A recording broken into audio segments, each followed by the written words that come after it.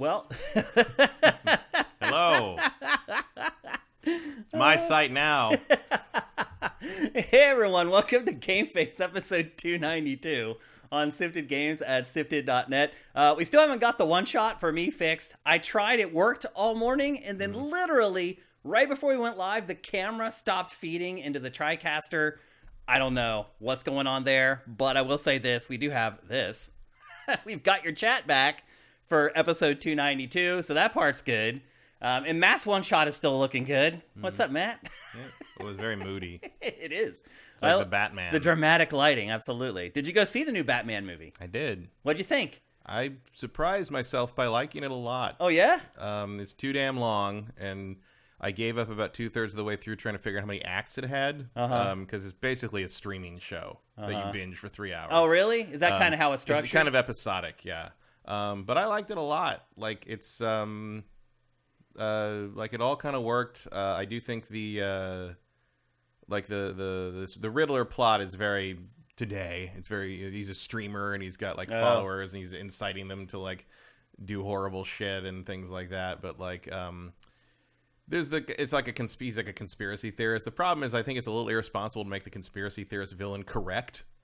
Like, he's wrong in how he went about it, but he's right that the conspiracy is a thing. And I feel like that's probably not the message we need to send right now. But in terms of, like, portraying Batman and Pattinson's performance, that's all really good. Like, the very beginning of the movie has some of the best Batman stuff ever put on film, just in terms of kind of capturing, like, how afraid everybody is of him and how, like, the intimidation factor and stuff of that's cool. What he tries to create. That's where Batman, I think, is at his best. Yeah, well, then, like, that aspect of how he presents himself is actually a big part of his character arc and kind of coming to terms with what that means about him. There's the first Batman movie to call out the idea that maybe a rich guy dressing up as a bat and beating the shit out of poor people is not the solution to crime. And they get around to that in a couple of interesting ways. I'm very interested to see the sequel, which is obviously going to happen because it made a ton of money. Yeah, it did very well, right? It's kind of like the first post-pandemic film, right? No, that would be Spider-Man. How did Spider-Man do? Spider-Man made like over $1 billion.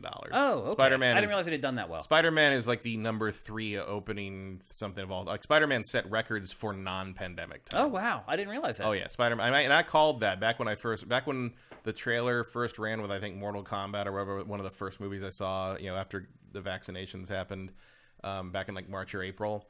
The pop for that trailer in the theater, I turned to my friend and I was like, that's gonna be the first $1 billion movie. Post lockdown. That's, I know, sure enough, people love the Spider-Man.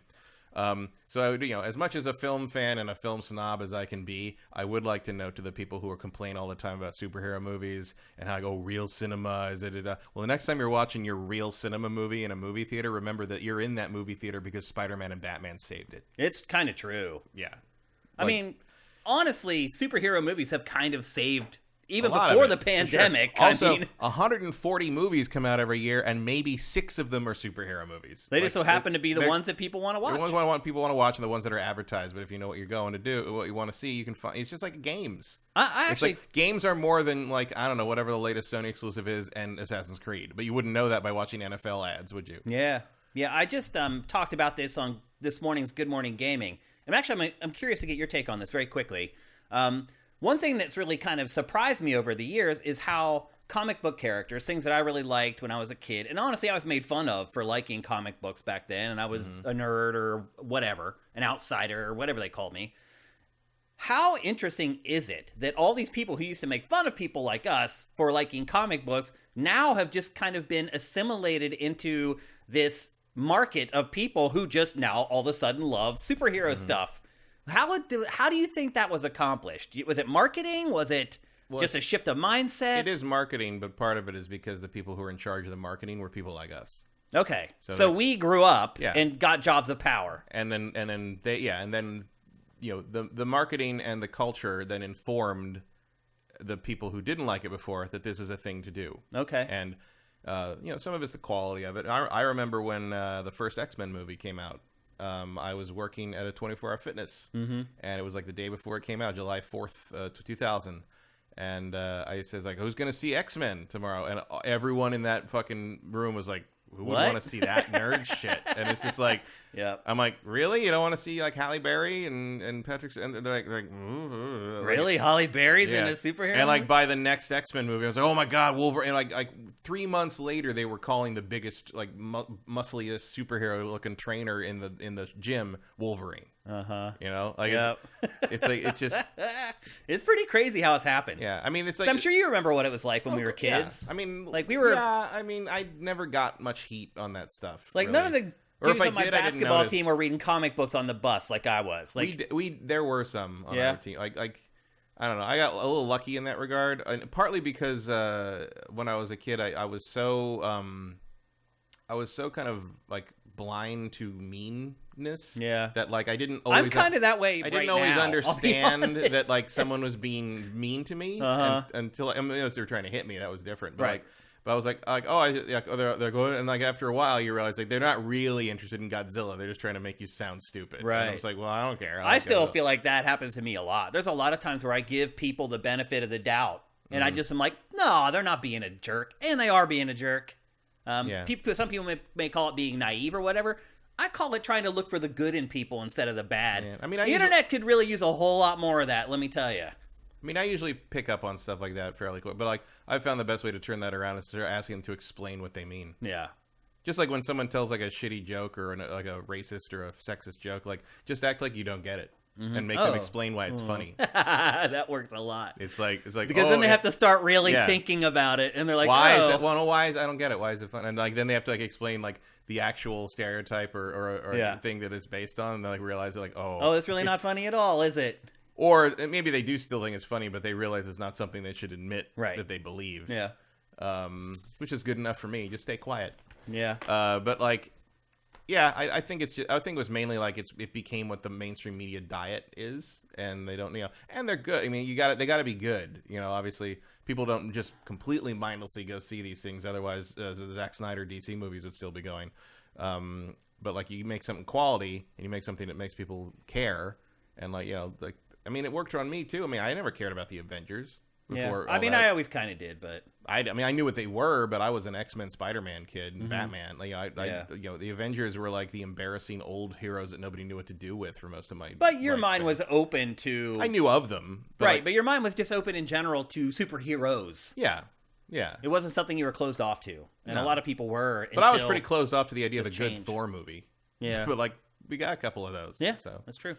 Who knows? Yep.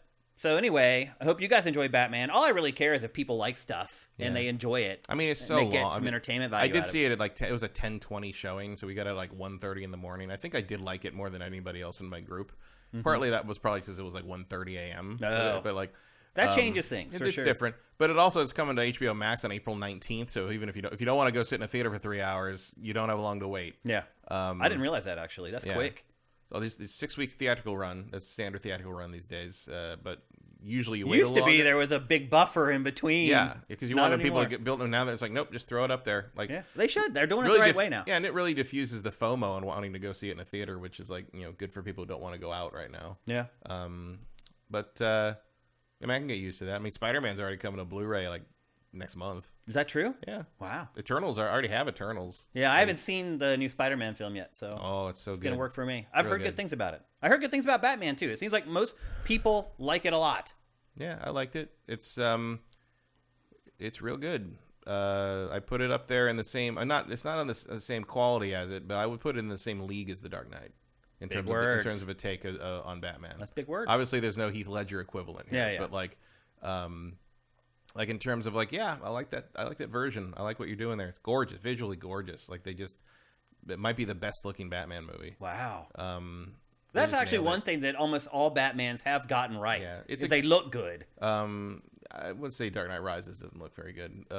It's really dark. I think it's too bright. Really? I felt like I was always straining to see stuff in that film. Dark Knight Rises? Yeah. The Bane one? Yeah. Like I always feel like I'm just like it's just they're just in a city. It's very gritty. It's almost like I felt like the color was almost washed out of it. It was almost like grayscale sometimes. Sometimes a little bit, yeah. Like in the Gotham sections. Yeah. I still thought that movie looked good though. I hate Dark Knight Rises. Oh really? I think it's a complete fizzle of a finale. I mean, there's not you're hamstrung by the fact that Heath Ledger died, obviously, but like, don't just hand the script to Dave Goyer and let him write bullshit for 2 hours. Like, none of that movie makes any sense. Yeah. But no, I think the new one's really good. Also, the music really was the first like musical like theme for Batman that I've liked since Danny Elfman in the original '89 movie. Yeah, really good. Jeffrey Wright's really good as Gordon. Colin Farrell disappears into the Penguin. Like, he is. There's a little bit like it's drawing a lot from like Zodiac and Seven and like procedural stuff. It's a detective story, really. It's definitely a mystery. I didn't even realize that. It's definitely a murder mystery. Okay, which is good. I may get the wife to watch it then. I mean, I'm not saying it makes sense in the end, but like I'm saying it is a mystery thriller. It's not necessarily a superhero thing, just which works really well. It's more of a grounded thing, but. Nah, it's really good. And that's good to hear. Pattinson's a good Batman, and I think he'll grow into the Bruce Wayne because part of the point of the movie is realizing that he needs to be Bruce Wayne too, instead of just being Batman. Yeah, there's a growth of like it's like year 2 of being Batman. So he's kind of he's figuring out how to be Batman. He's figuring out the work-life balance. Right. Like, that's a good way to put it. Okay, well here we are for GameFace 292. This episode is pretty much all games. I know it's been a while since we've done an episode like this where we just played a ton of games. I have just been playing like a madman for the last 7 days. I have played 4 games since I last talked to you guys on GameFace. And that's what this show is all about. We're going to talk games today. Before we get going, though, I want to thank people who have subscribed with Twitch Prime. I know there's been a bunch of you. Damn Towel Man, Shane, how old is that shirt? I'm a big drum and bass fan. Actually, so 611 Records was an old house and electronic music record store back in the 90s in Philadelphia. I swear you've explained this shirt before. I think I have. It's also, by the way, it's also my mug. Right. I keep flipping to your camera for some reason. I'm wrong. I'm sorry.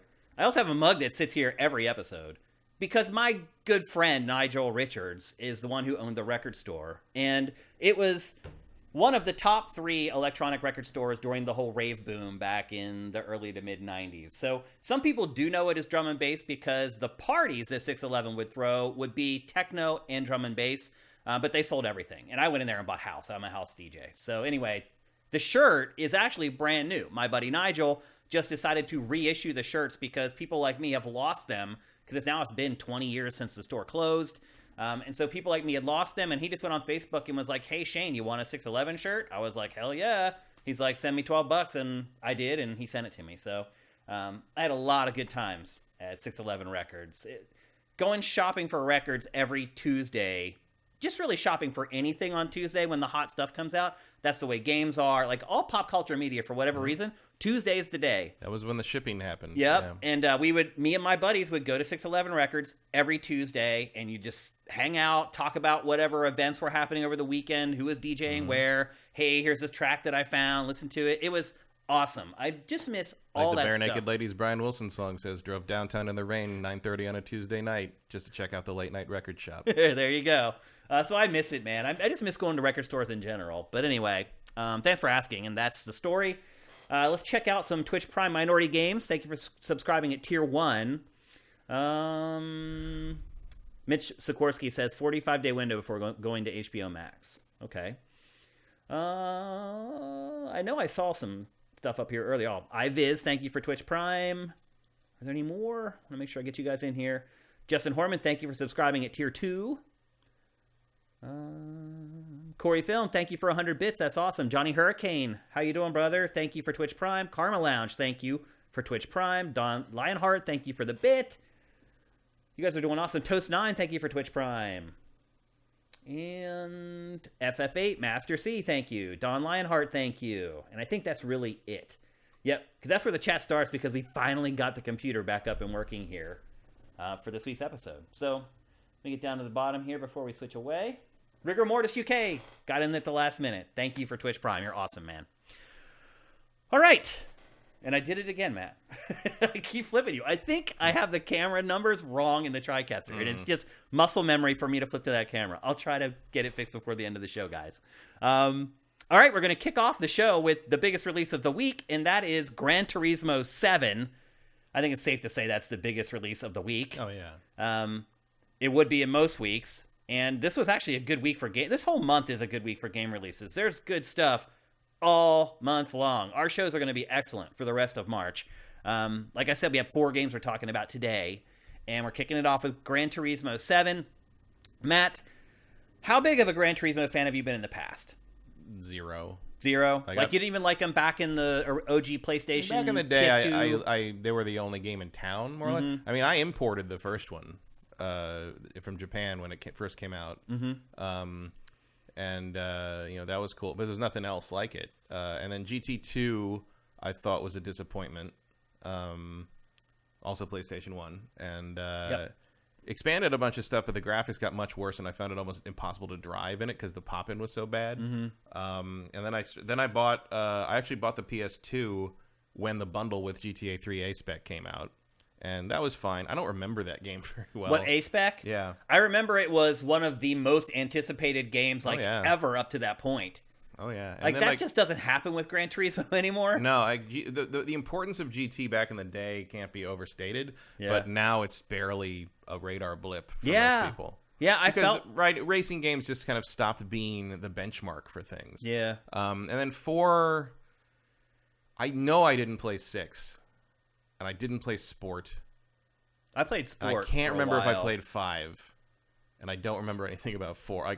Like after 3, I just sort of like meh, and then like Forza started happening, and like Forza was just like head and shoulders above everything GT did to me. And there was actually Metropolis Street Racer was kind of MSR was the really start. good. Yeah, like that, and like how that melted into Project Gotham Racing on the Xbox. Like I always preferred that style of even like Need for Speed Underground and Hot Pursuit and stuff was more appealing. I like the arcade stuff more than the sim stuff for the most part, or at least a balance more. I think it had more. The franchise had more allure when it was the only game in town. Yeah, because they were the only ones doing this. Yeah, and certainly on consoles, there were certainly sims on PC if you were willing to put up with that. But also, like Polyphony was the first team to really like go into like the detail of the accuracy of the models and like the physics. They would not put like features in the game because they couldn't do them right. Which was unusual for the time. Yeah. And frustrating after a while because you're like, just put damage in. Just put damage in the fucking damage game. is still not in this game. Still not in the game, yeah. Which is kind of crazy. Yeah. Why do you think that is? I think for a long time it was because the licensors didn't want to... No, that's not true. Oh, really? That was only one... The manufacturers? That was only one manufacturer for one game that wasn't even GT years and years ago. And the fandom has just... Gamers, so that has been an urban legend, essentially. Yeah, gamers just pick stupid things up and run with them forever and decide that's the reason. I don't disagree with that. The reason is largely because Polyphony was like, if we're going to do damage, we would have to model it down to the smallest dent, and we can't do that without breaking the system. Because they wanted their attention to detail to be They want the attention to detail. Across. They put in like the camber physics to be as good, as equivalent on the damage. And then if they can't do the damage right, that's it. A couple of them, I think like 3 or 4 did a thing where like if you impacted something, it would arbitrarily like slow you down for a second. People hated that. Yeah. So like they just sort of gave. I mean, you can roll the car and like, but it just looks really dumb and nothing happened. Yeah. It's like your car's made out of concrete. Yeah, like all the great. Like you look at this footage and it's just like, oh, they look so real. And then as soon as something like impact happens, something goes wrong. It just becomes like the car rolling over looks hilarious. It looks like a toy. Car. Yeah, it looks like a Matchbox car. So yeah, it's whatever. It's not that big. I mean, one of their other excuses is like, well, if you're racing properly, you'll never contact another car, so it shouldn't matter to you if there's damage or not. Yeah. I'm like, all right, fair enough. Like, it's not like Forza Horizon where you tear these cars up over the course of like cross country stuff. It's a different beast. So yeah, I am not a GT fan at all, and I think you probably pieced that together as we've talked about this game in the run-up. Is just like, so I will maybe shock you by saying that I really like this. Do you really like it? I really, really like this. It is, as the reviews have said, menu heavy and sort of sloggy in places, and I don't care about the weird people that keep talking to me. They try to give the game a little personality with these like talking head Yeah, but I think they pull a lot of it. So like one of the things that actually did like set the tone for me is that opening movie where it's like it goes through the history of cars and everything, which reminds me of the opening to Star Trek Enterprise. Oh, yeah. But like that, and then here's I specifically mentioned importing GT1 for a reason, because after that video it cuts to like a big like sizzle reel of like car racing set to a really good arrangement of the Gran Turismo theme, which you may not know is the Gran Turismo theme because in the first 3 games Sony of America replaced it with some stupid license track. And I heard the theme in the opening movie of the original GT1 because I imported it and thought it was great, and every time it would come to America you'd never have that theme in there because they'd replace it with garbage or whatever the latest like musical fad that they could get out of Sony recording studios was. And I'm like, why don't you put the theme? So it was really cool. I don't know if how much they've used that in the past couple games because I haven't paid attention to GT, but having that back and like being in that was like, oh, that's a really good tone setter. And like we've talked before about how I think the game is like they tend to be kind of sterile and they tend to like have no sense of place, and it's just like, here's a track. It's just the world is your track, and the track is the world kind of thing. But now, like you go to like the Tokyo Speedway, they pan through Tokyo, and there's traffic, and like they model that whole area, and you see a sense of place. You see like the. And like there's little like having people talk to you about like, oh, like this guy in the cafe who constantly like gives you weird books to.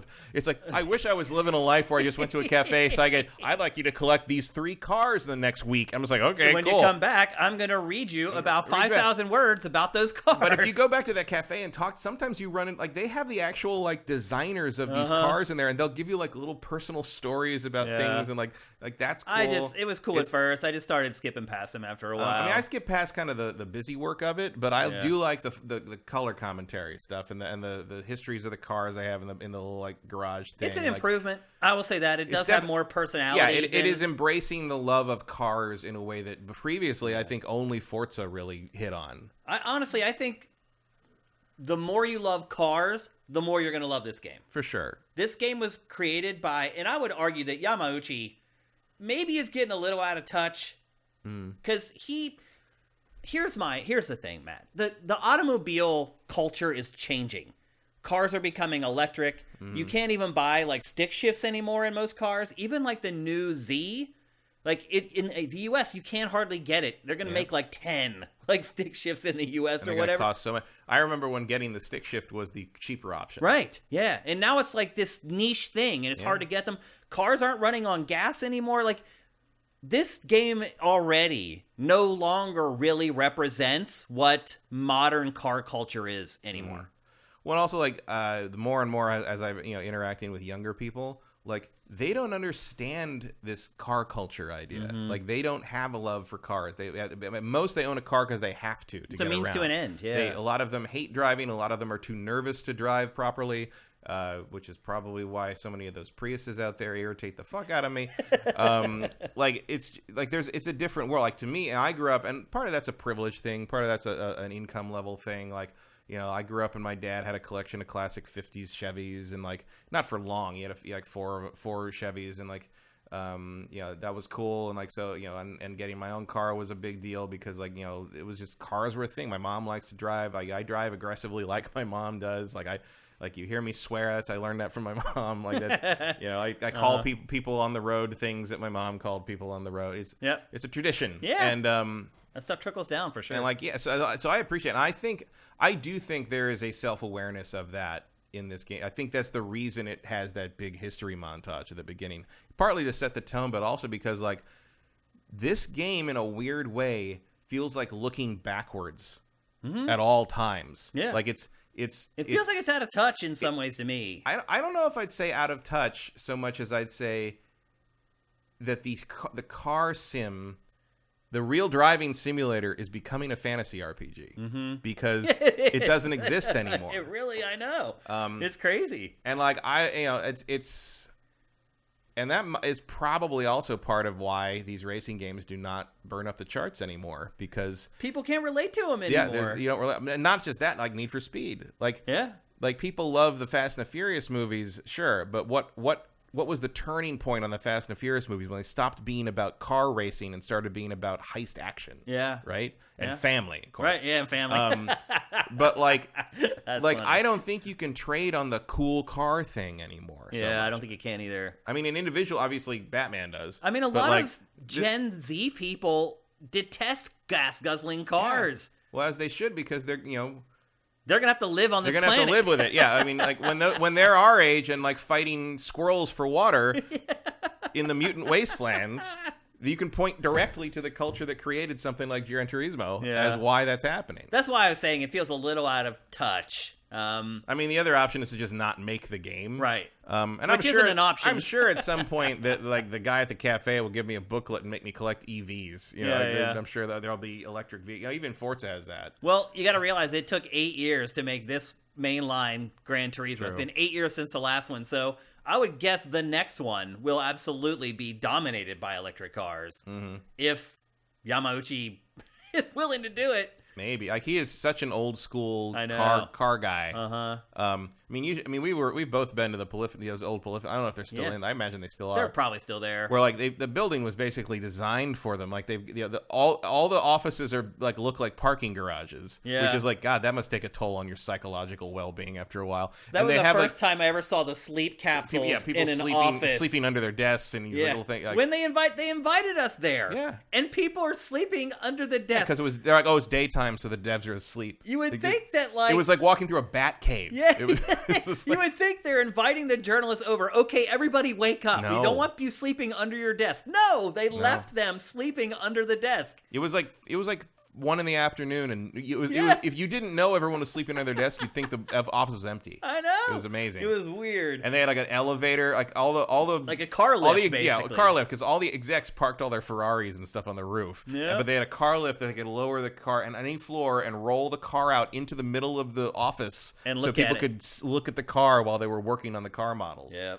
It's crazy. Which is like amazing. You know, it's one of the last vestiges of those that period where it's like, oh, we're gonna make all this. You know, it's like when Ion Storm had like the pearl inlaid floors of the Ion Storm logo in the opening lobby, and you're like, how in the world can you afford that? Oh, you can't. You can't. Yeah, you couldn't afford that. That's the answer to that question. Okay, thank you.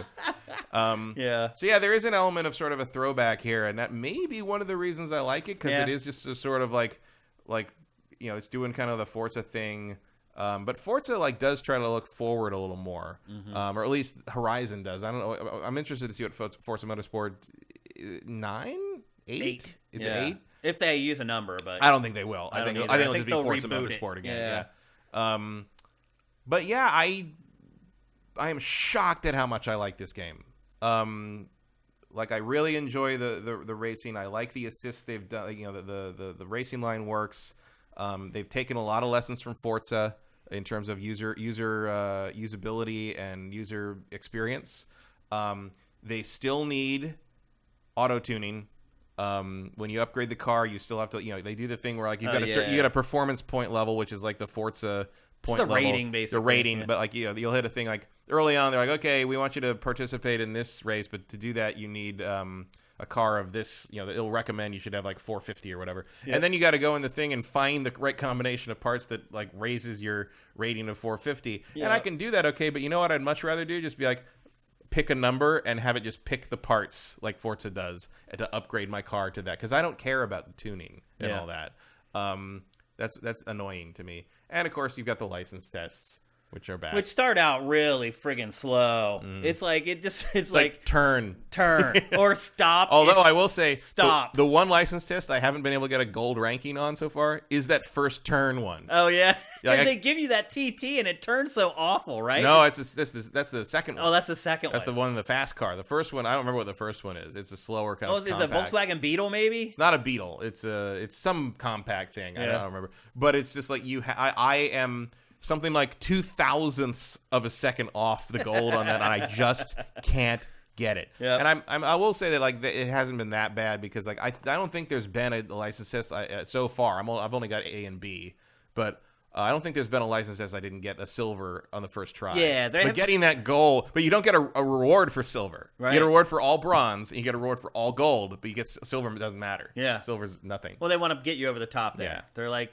you can either just pass it or you can crush it, basically. Yeah, so that's the one bit of Dark Souls in this. It's just like, oh, you think middle is okay? No, you get nothing for that. How do you feel about how the game is structured? Now, it's obviously not set in an open world. After playing Forza Horizon, because honestly, it's kind of the only driving game at this point that I really get into, where I spend 40, 50 hours with it.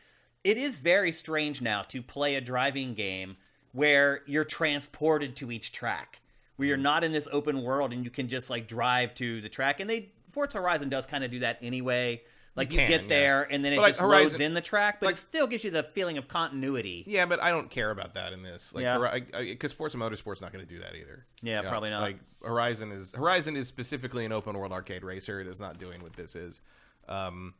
The thing that makes it okay for the most part is that the fucking load time is instant. Yeah. Like, I know that's the PS5 thing, but one of the things that would stop me from playing Gran Turismo games back in the day was how long it took to get to each race. It did take a long time. And now it's like, boom, boom, boom, you're racing. Go. I can still remember the sound of the PS2 chugging. Yep. Trying to get the data off the disc. That drive to its limit. But, like, yeah, like, there's two things I will say about the PS5 hardware thing here. Number one, I mean, I know the whole point is that it loads almost instantly. On everything. That's like what Cerny was going on and on about. But it really matters here. Like, you get me into that race immediately, and I will do one more race forever. If you give me time to think about it, I'm gonna like, maybe not. Yeah. The other thing is, this is the first game I've played on the PS5 where I'm like, the DualSense is essential feedback. It's incredible. Yeah. Like it really is. Like the feeling of what the road under you, the feeling of like what the brakes are doing, dude, what the brakes on every car feel different. They feel different. They give you proper feedback. They tell you when you're about to hit that like point of no return. Like, it's like driving an actual car. You know when you're riding on that edge of the tires breaking free. And it makes it so easy to like half apply the brakes or to slightly accelerate. Like it gives you the force feedback. It pushes back. Yeah, it tells you when you've depressed the brakes all the way. You don't have to squeeze it all the way before you get there. And credit to the license test, that's where I really learned that was like, oh, if I just sort of feather the gas down like a quarter of the way until I feel resistance, I can accelerate out of this turn and cut like almost a second off the time. But if I just floor it, I'm going to pull the back end out. I agree 1,000%. So yeah, DualSense stuff is amazing. The DualSense in this is like I mean, everything else. This is the opposite of like, you're making my fucking controller shake to simulate footsteps for some reason. Stop it. This is like, I would not play this game without the DualSense. Yeah, like, it is essential to the. I mean, obviously everybody has a DualSense with a PS5, but it is essential to the experience. Yep. One issue I have with the game is I feel like there's a lot of grinding in it. Oh, for sure. Also, I think it's where you're racing races with a car that's way too overpowered for the race, and you're winning by almost a whole lap in a 2-lap race. Well, also, just because you need the credits. Well, the other thing I was surprised, I haven't need credits so far, but I have been surprised by the fact that there doesn't seem to be a limit on like there's requirements like for like they're like recommended requirements for like, oh, you should have a car at least this, but when they say at least, they don't care if you go over that. Yeah. Like, because Forza usually has a range. You know, like, you need it to be, like, between this and this. This is like, oh, I need a 450 car. I'm bringing in a 680 car, and no one cares. No one's going to care, like, you're like, and you lap. You go through the whole thing. Like, which, it's fine. I mean, I guess that's fine if you want to overpower things and just not have any real competition there. You can do that. Even turning it up to, like, like the expert. Well, like, if your car's that good, the other cars literally can't go that fast. So at some point, I would guess that if you put the power up enough, like in some races, I'm sure they scale to you. But there's other races that are like, this is specifically a race between cars that are at this level. Yeah, and you can just sort of. And most of them, they'll let you enter whatever car you want. Yeah, yeah. As long as you meet the other, like the drive requirements and the country of origin or whatever, stuff like that. But like power doesn't seem to matter. Which might be that's probably a bonus for some people if you'd rather just tune up a car so you can't possibly lose. Like, that's an option in real life too, I suppose. But like, I finally got enough to where I could buy my first decent car, which oddly enough is the car that I own in real life. And I entered it in a race, and it was like 50 below what everybody else was, and it wasn't fast enough. I was being left in the dust by a Volkswagen Beetle. And I was just like, what do they got under the hood of that thing? And I had to go back and grind and race a couple, and I had already spent my credits. So I only had like 1,000 credits left. So I had to decide, do I want to go back and grind to generate enough credits so that I can buy a whole other car? or do I want to go back and race a couple races so I can get enough credits to buy parts to make the car that I just bought that isn't fast enough? It's, I mean, it's the typical tug of war that you have in a lot of racing games. I just felt like I found myself doing it a lot more, and especially it felt like the more I played, the more it got that way. Some of the prices for the really nice cars are absurd, Matt. Yeah, well, some of them you need invitations to buy, right? Which I thought was funny. But some of the car, like there's one car in this game that's like $150 in real money if you buy it with microtransactions. And like playing to get that car with credits, you'd have to play for like the rest of the year to get the car. So I feel like a lot of this game, the way they're handling the pricing of the cars, the way they're handling the microtransactions, there's a little bit of a pay-to-win thing going on here. At least I feel like there is. Now, when you go online, all bets are kind of off. But basically, I feel like in a lot of ways, this game is asking you to pay money to make getting through the campaign easier or quicker. But I mean, I have not had any money problems in this. Because the upgrade parts are actually pretty cheap. What was the first car that you bought with your own credits? My car, Audi TTS. Okay. How much was that for? Do you remember? 72. Oh, well, that explains it. Like, my first car, as soon as I got 40 grand, I bought my first car. And as that turned out to be a mistake. Yeah, I didn't buy that car until it wasn't too far in, but it was basically when it started. I must have been on book 7 or so. Like I was pretty far in, because they let me see the garage and see the dealership and stuff. And then at a certain point, I'm like, oh, I could probably buy my car now. So I did. And I couldn't use it for a couple times because they wanted to. I was in the stuff I was doing had required cars from Japan. Yeah. But then as soon as I could use it, like I brought it in, and it actually, that's a pretty good car, really. The ratings in like the 500s, I think, on this, and I was able to. And I will say, it feels just like my car. I am pretty instinctive about when you make a turn, how you make a turn. And I'm like, yeah, absolutely. It's exact. It feels exactly like driving my car. It's cool. So yeah, and then like I haven't upgraded that at all, but I did. My only issue is like sometimes like, this is like traditional in these games, but it's like, okay, now the next thing the campaign wants me to do is race in this thing, but to do that I need a car that's like front engine, rear wheel drive from Japan, and I only have one of those because I won it in the last race, but it's like rated at like 280 and I need 450, so now I got to go like upgrade it. And I don't actually I don't like this car, so I'm never gonna drive it again after I win this series. So I want to put the parts in, but I have to put the parts in it because it's cheaper to do that than buy a car that fits that thing. But it's I've been in that position a lot in this game. I feel like the other thing is I think it locks you. I mean, obviously you don't have to follow the cafe campaign or whatever, and you can go race whatever you want as long as the license is active. But it really feels like you're sort of on this very narrow path for a long time. Calling the cafe a campaign, I mean, it's just a series of races basically with these little talking head things in between. Was in comparison to Forza, Horizon. I assume the new Forza will do it too, where it's like, Forza just throws like, here's 7 series you could all do right now. Right. Like of all different kinds of cars and different kinds of things. Like whatever you want, wherever you own. Off-road, whatever you've upgraded, whatever. Pick one. Like just do whatever you want. And if you don't have anything, you're going to win it soon. Like I do like that this game has kind of learned from Forza where it's like, give them cars. Like just give people cars all the time. Don't be so, don't be like the old GTs where it's like, you're racing a Honda Civic for like 4 hours. I feel like there's a little bit of that in this game, but I also feel like that is the identity of Gran Turismo. But I mean, they throw so many cars at you in this that like I've never felt like that. There are like 20 available right away in the used car lot or whatever. I mean, they tell you to buy one of 3, but like when you're winning cars in the races constantly. Yeah. So like most races you win a car. Yeah, and it's it's fun to get some of the. Some of them are pretty iconic. Like I got my Tureno pretty early on and got to. Do my initial D tuning on that. That was fun. Like I like it. Like it's still, this stuff is not riveting. Also, like this whole thing's like, oh, this is where all the car enthusiasts go somewhere down a dirt road with no parking lot. That's what it really like.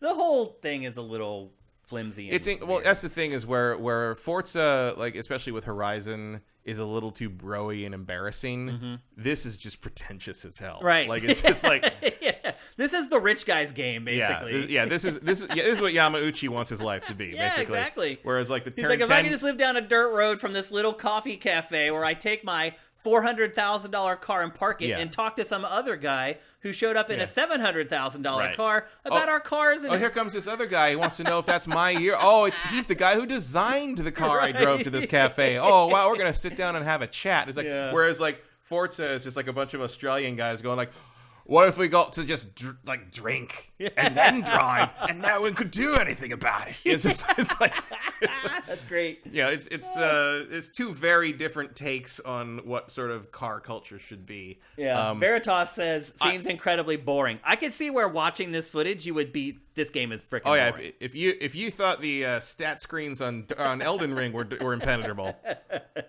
Oh my. Yeah, these. Wait until you start trying to figure out which version of the polished ports gives you 4 more horsepower and how that translates into performance points, whether it would be better just to get a weight reduction or throw in the sport brakes. Or just get a brand new car. The other thing about this game is you can't sell your cars for credits. Right, that's true. So that's what... Because you're collecting them, Shane. Every time you own one, it has to go in your permanent giant well, garage they're slot. doing that so that you buy cars. Right. With real money that you have. I'll be honest, I didn't even realize there was a real money thing in this. Yeah. It's bad, the way that they've done it. Other things that I like about this game, though, the audio, the 3D audio is incredible. So when I play games, after I've captured, I'll go out to the living room to play on my big surround sound setup in my 4K LG TV. And my spot, quote unquote, on the couch is on the right side of the couch. Like our couch has ottomans on both ends. So Michelle will sit on the left side with her ottoman. I'll sit on the right side. To play this game, I moved my ottoman to the center of the couch and sat in the center, dead center of my big surround sound system. It is flipping incredible. Mm-hmm. I also just got my brand new receiver like a month ago that has Dolby Atmos 3D.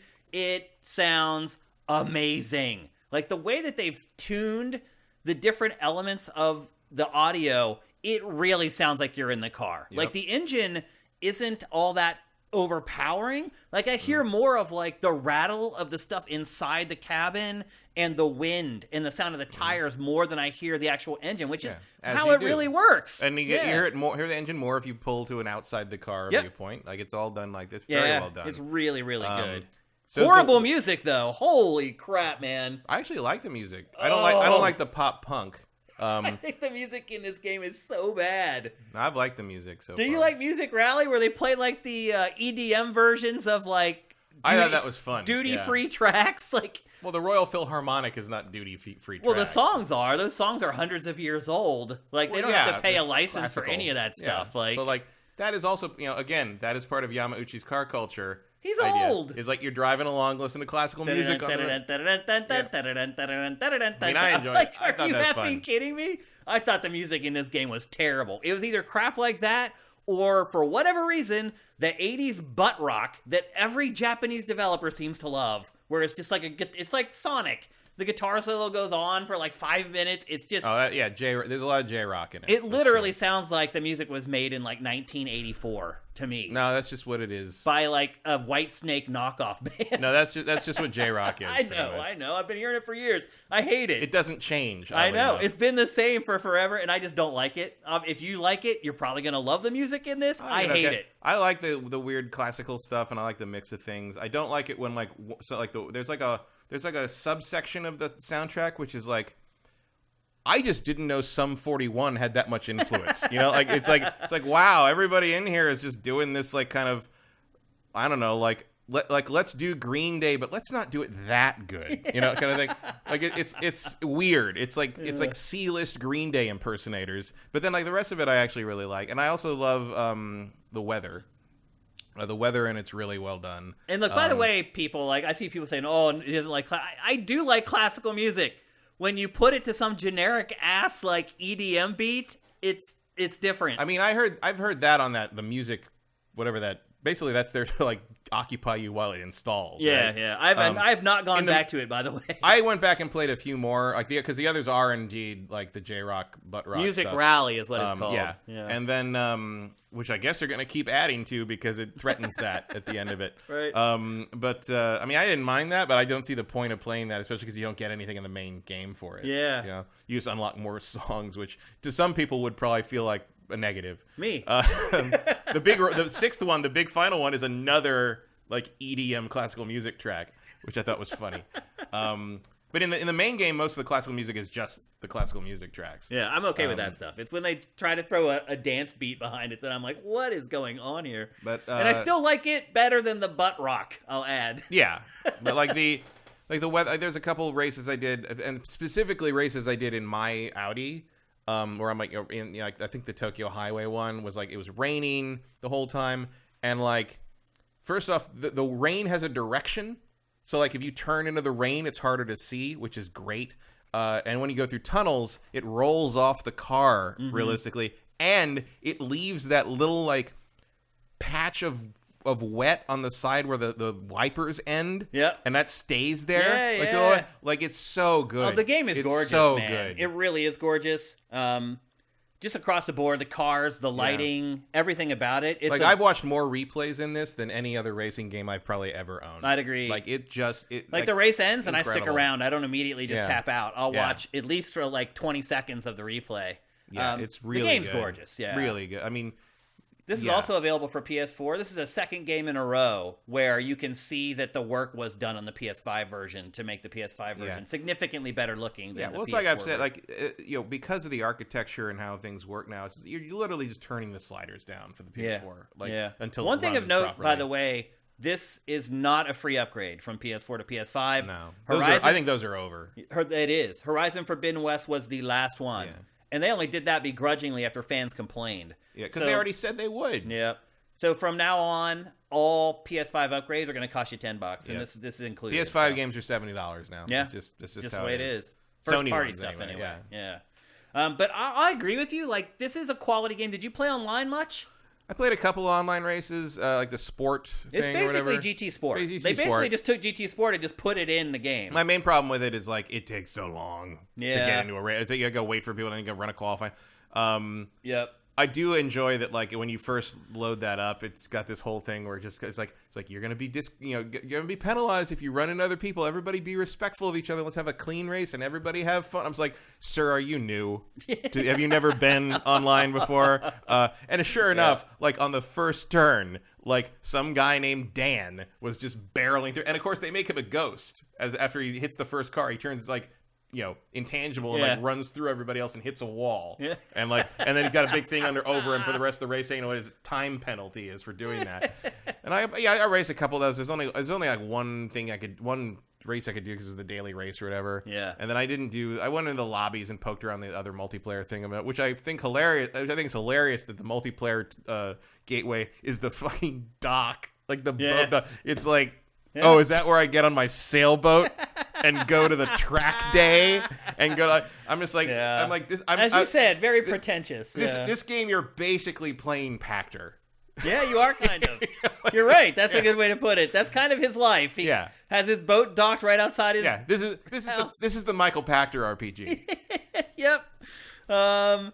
If Michael Pachter was really obsessed with cars, which he's really not. He's not. Yeah. But like if you could make this game but about like whiskey. Yeah, Scotch. Yeah. I'll say this, I think the online modes in this are great. You're right. If you get into the heart of it, it's a big commitment. There are some modes like quick play, multiplayer modes that are more accessible for people who don't want to really get into it. But you're right. Like there's the whole like qualifying thing.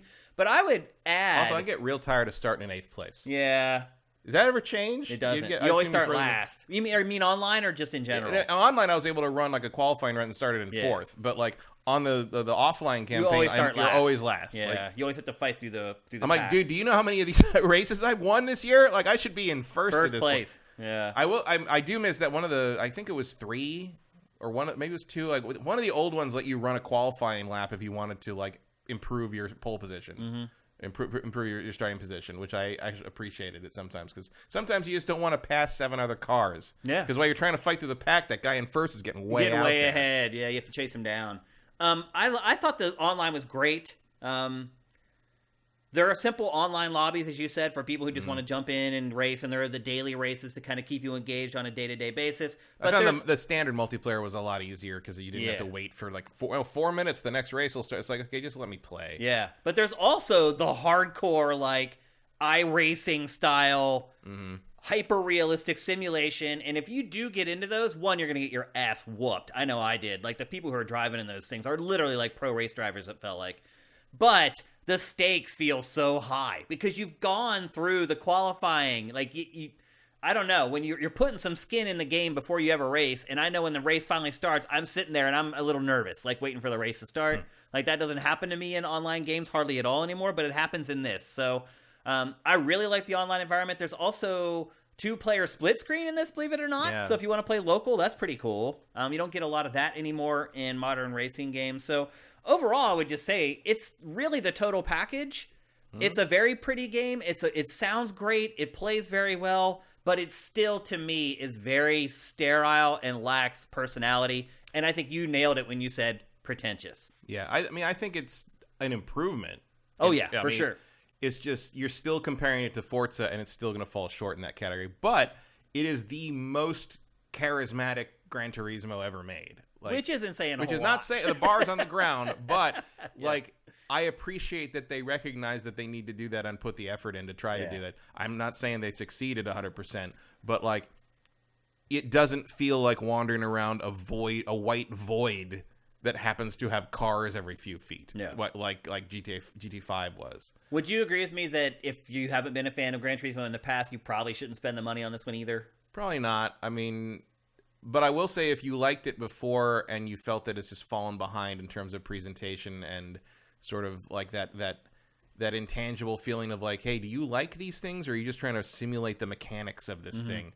I think it gets back into the love of them. But as we said, in a very pretentious sort of like different way than Forza does. Yeah. Forza's a lot broier about it. I don't just mean Horizon where everybody's at a music festival. Right. I mean, like motorsport is that way too. It's got is a that little way bit too. of it. And having the Top Gear, the Top Gear approach to car culture, which is like just more of like dudes being dudes, hanging out and talking stuff and like being sort of snarky about it. And it's just like no one on like Jeremy Clarkson is not going to be invited to that cafe. No, because he's too loud. He's way too loud. Everybody needs to be very quiet drinking their tea. Yeah, like if you want to talk, if you want to talk about your car, take it outside. Yeah, like there's an element of that. There is. Yep, good way to put it.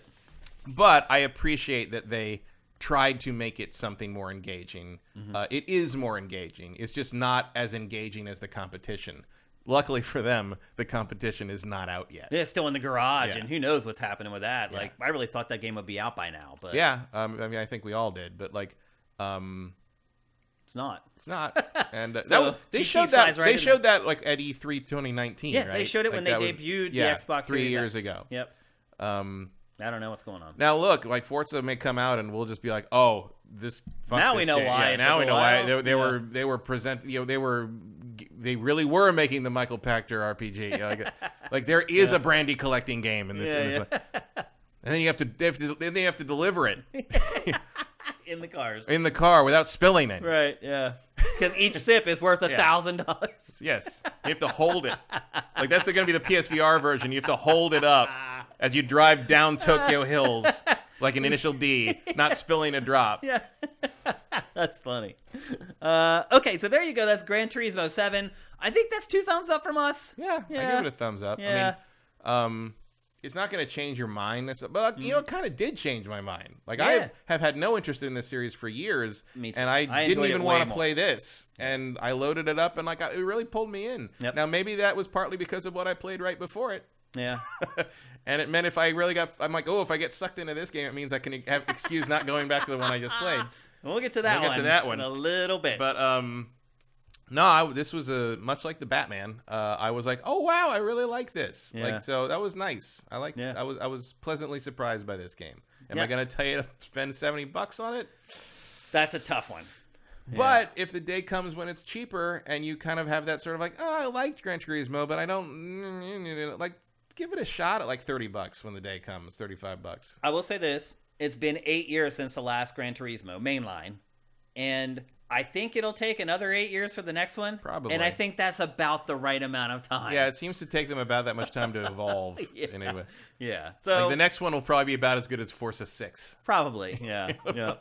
So I guess one thing I would say is I agree maybe wait till the price drops eventually, But I do think that this is going to be the de facto PlayStation 5 driving sim for maybe the whole generation. Yeah, for sure. Like it's the best Gran Turismo in the world. I would agree with that. Yes. Yep. Okay, let's As move on. Pachter would say. Yep. But I'm still looking forward to Forza in a way. Oh, me too. Like but I don't know if it's been a while for that game too. Yeah, I don't know if Forza's going to look this good. It'll be tough. There's an attention to detail in this that is just that goes beyond the cars.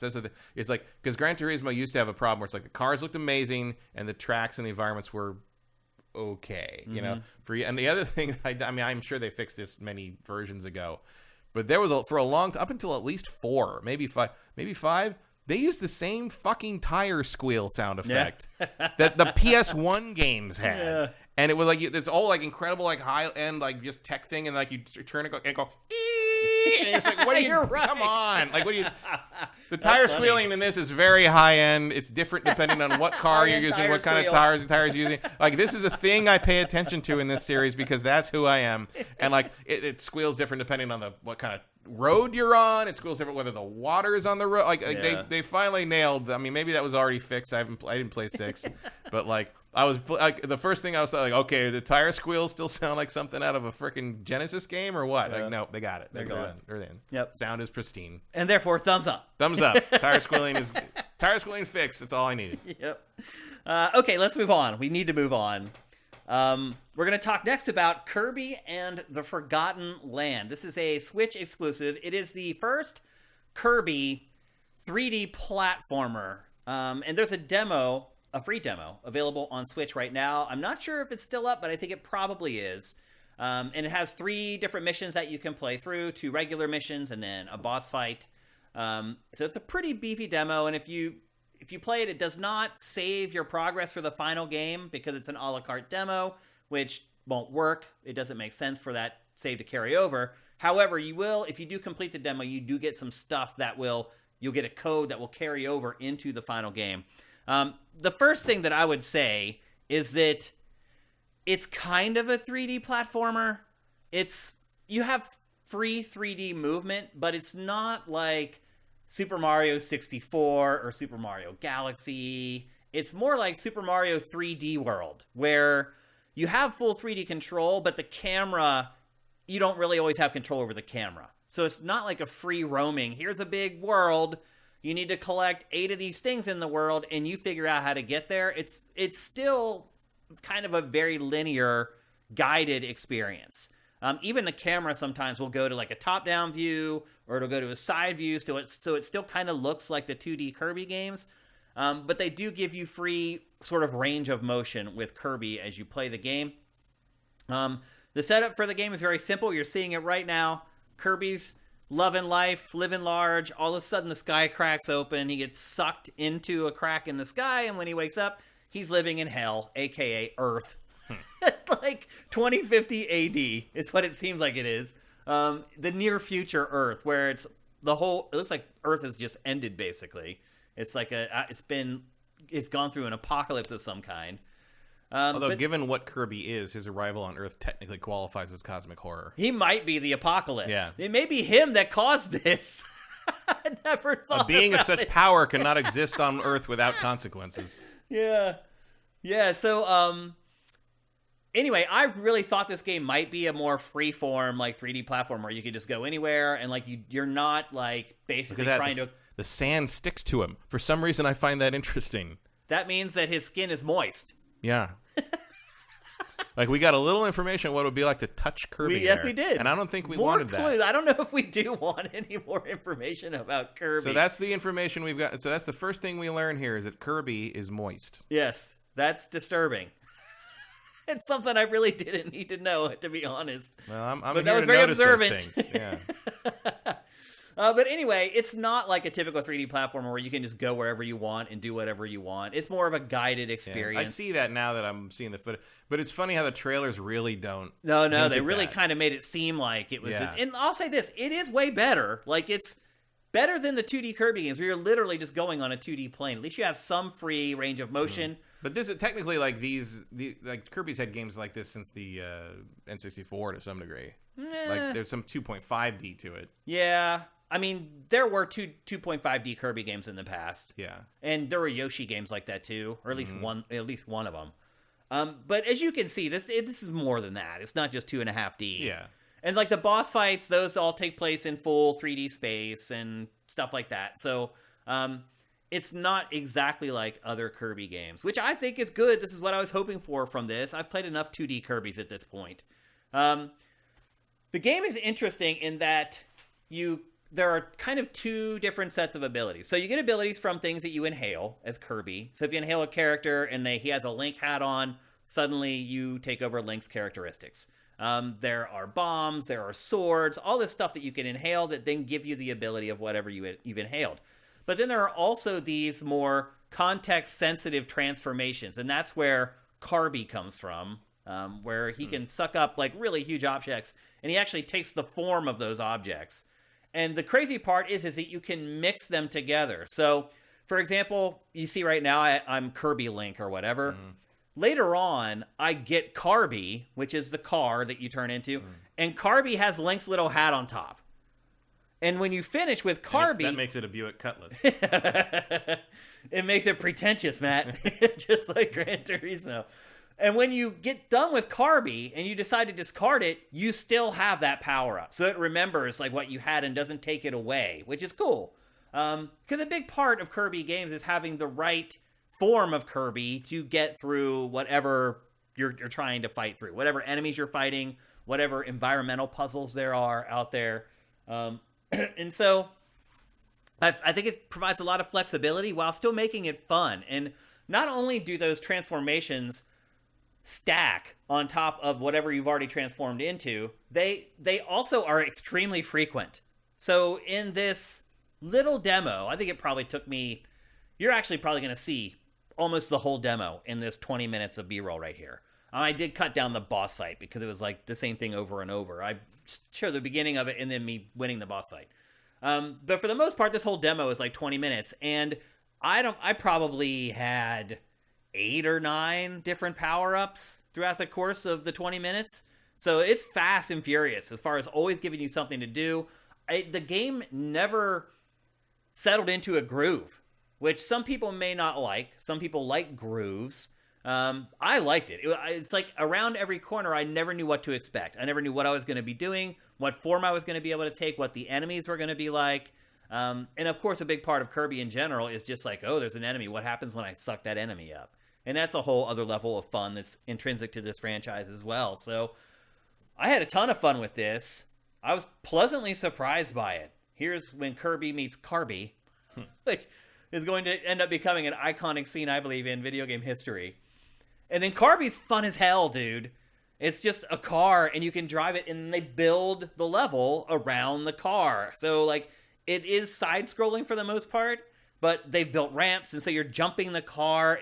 And animals unwittingly dive to their deaths. Pretty much. In Kirby's mouth. There is a dark side to Kirby. There's no doubt about it. It's Remember, interesting. The bio on him, written by Hal... Yeah. Laboratories says a being of infinite power. There's definitely a creep factor to Kirby, I believe. Yeah. But hi. Yeah. Hi. Hi. We're all friends here, yeah? But most importantly, like all the transformations, including Kirby, are fun. Like I really enjoyed it. You turn into a traffic cone that can do like a butt stomp. And you use that to like bust open pipes that will then spray water and send you up to levels. You can use it to attack enemies. It's like a butt stomp that's just really powerful. It just kept providing new upgrades, new transformations, new stuff. And again, like I played it for 20 minutes and it's hard for me to even recount all the cool stuff I experienced in this. Now, it could be that they're front loading the demo with the really cool stuff.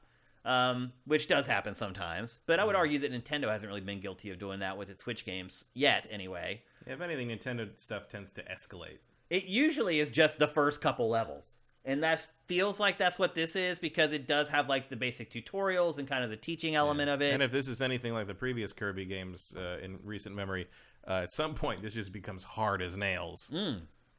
Well, at this point, it's easy as hell. But that's how Kirby rolls. It's true.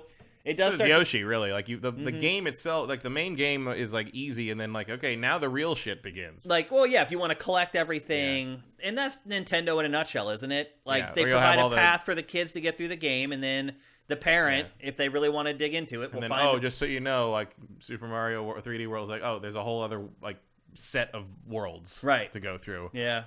And those are like for expert mode. Yep. Yeah. And so I don't know that this game's going to have that because it's not really level driven, so that I don't know. But like, I wouldn't surprise me if there was some kind of like new game plus like expert thing or something at some like Kirby is not afraid to be difficult. Yep. And then there's like all these CG cinematics that should just be able to run like on the Switch. Like, now, I'm even more interested like in the fact that like the like the fox things and the cages have very distinct textures on them for like what that material is made out of. Yeah. And all the Kirby creatures are smooth. Well, those are fur shaded there. That one's fur shaded, but if you look at like the Waddle Dees and Kirby, they're smooth. They do not have so they're moist, but they have no texture to. There's no pebble, there's no scale, there's no nothing like that. They are just smooth balloon. It's like a wet balloon. Yeah. That's what Kirby would feel like. Welcome to Investigation Discovery on twitch.tv/systemgames. Like a wet, squishy balloon. Yeah, I think that's accurate. I think that's kind of what like Kirby a Japanese cheesecake. Oh.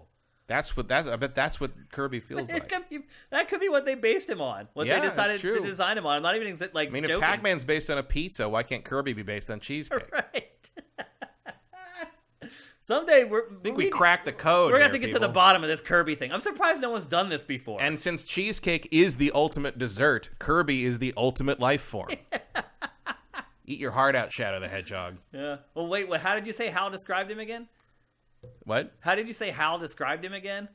Immeasurable a being power? of infinite power. Infinite power. Yeah.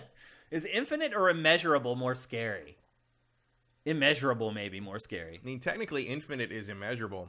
I guess you're right. But immeasurable is a more unknown thing because you don't even know. Maybe he's infinite. Maybe we don't know. Yeah. See, now the hat has like that knit texture on it. Well, that's because it's the CG cinematic. Right. Yeah. So like, clearly they are paying close attention to what, and you can see it there. Like when it pulls out, it's still there. Yeah. So clearly they're paying a lot of attention to the texture and what something would feel like to touch, which means the fact that Kirby is moist and smooth is an intentional choice. I think that's definitely intentional. Yeah. Yeah. No doubt about that. This is all I'm going to talk about. So you keep talking about the game, and I'm going to keep figuring out what Kirby's going to feel like if you grab him. Well, there's not a lot more to really talk about with the game, because again, it was just 3 short levels that I finished in like 20 minutes. But I'm impressed with the game, and I'm really excited for it. I believe it's coming out on March 25th, the full thing. As I said, what you do in this demo does not carry over to the final game, but if you finish it, you do get a code that you can use to download some items when the final game comes out. Nintendo's been doing a lot of that lately. It's like, I don't really want to have to like write down a code. It feels so like NES era. Oh, I'm saving Zelda. I've got this little code that I have to like put in or whatever.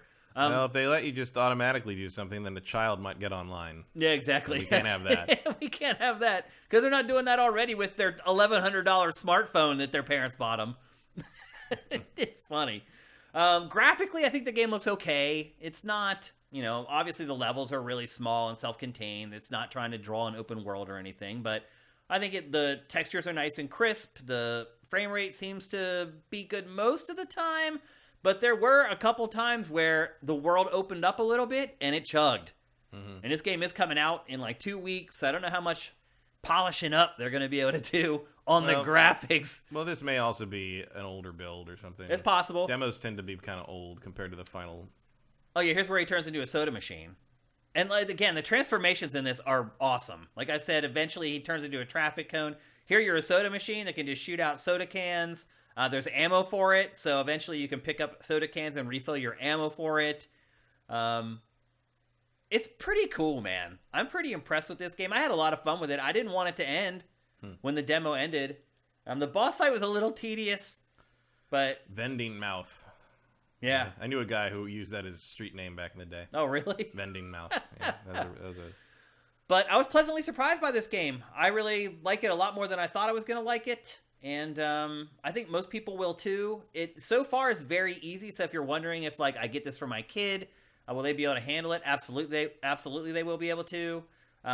You may not enjoy it that much until you get later on when it becomes a little more challenging. But I had fun with the beginning of the game, and it seems like this is actually just the start of it. So there you go, Kirby and the Forgotten Land coming to Switch. I believe on March 25th. And there's a free demo on the eShop right now that's 3 levels long. And I think most people, after you play this demo, you'll have a really good idea of whether you want to plunk down the full price for it. And it is a $60 game. I'll just jump ahead to the boss fight. And there's the cone, which isn't so great with mobility, but his attacks are awesome. And then also these roses that you collect. I believe there's 5 in each level. So on the early levels, it's pretty easy to find them all. Later on, I'm guessing it may become a little more difficult. But, obviously that's another thing that older players can get into is trying to find all those coins. But here's what I was talking about. Some of the scenarios are pretty interesting. They found creative ways to make use of some of the transformations in the game. And I guess they're called mouthfuls. I refuse to call them that. I know someone's probably watching this right now going, Shane, they're called mouthfuls. And I don't care. That's a dumb thing. I call them transformations. Oh, but you were all the way behind Monsties. Oh, right. Exactly. I forgot about that one. And I'll just skip ahead to the boss. I'll never forget Monsties. Really quickly so you guys can see it. Here you go. You fight basically a gorilla with a mohawk. Well, he's finally here. And you can see one of the other power-ups that I found, which was an ice thing that I could literally freeze him solid. However, they wouldn't let you actually shatter the gorilla, which is what I was really hoping for. But there you go. Victory. It was so funny. In that boss fight, Matt, I lost almost all my health immediately, figured out how to beat the boss, and basically beat the whole boss with 2 pixels of health left. I never got hit again. Game's not challenging in the early going, but look, that makes sense. That's the way Nintendo designs their games, so the kids that play them can get through a couple levels while the parents wait for it to get hard and take over. That's pretty much how it works. But there you go. Kirby and the Forgotten Land, Switch exclusive, launching March 25th. All right, let's move on. We're going to talk next. Well, I'm not even going to talk about it. Matt's not going to talk about it. We have a special guest to talk about it, and that is Vincent Borchardt. Matt and I were inundated with games this week, and we needed Vincent to jump in and cover a game for us. It's been getting really high review scores. That game is Far Changing Tides. Have you messed around with this game at all, Matt? Nope. I'm aware of it, but there hasn't been time. It has like an 8.5 Metacritic right now. It's available for everything, and it's also on Game Pass, and I talked to Vincent about it, and here is his report.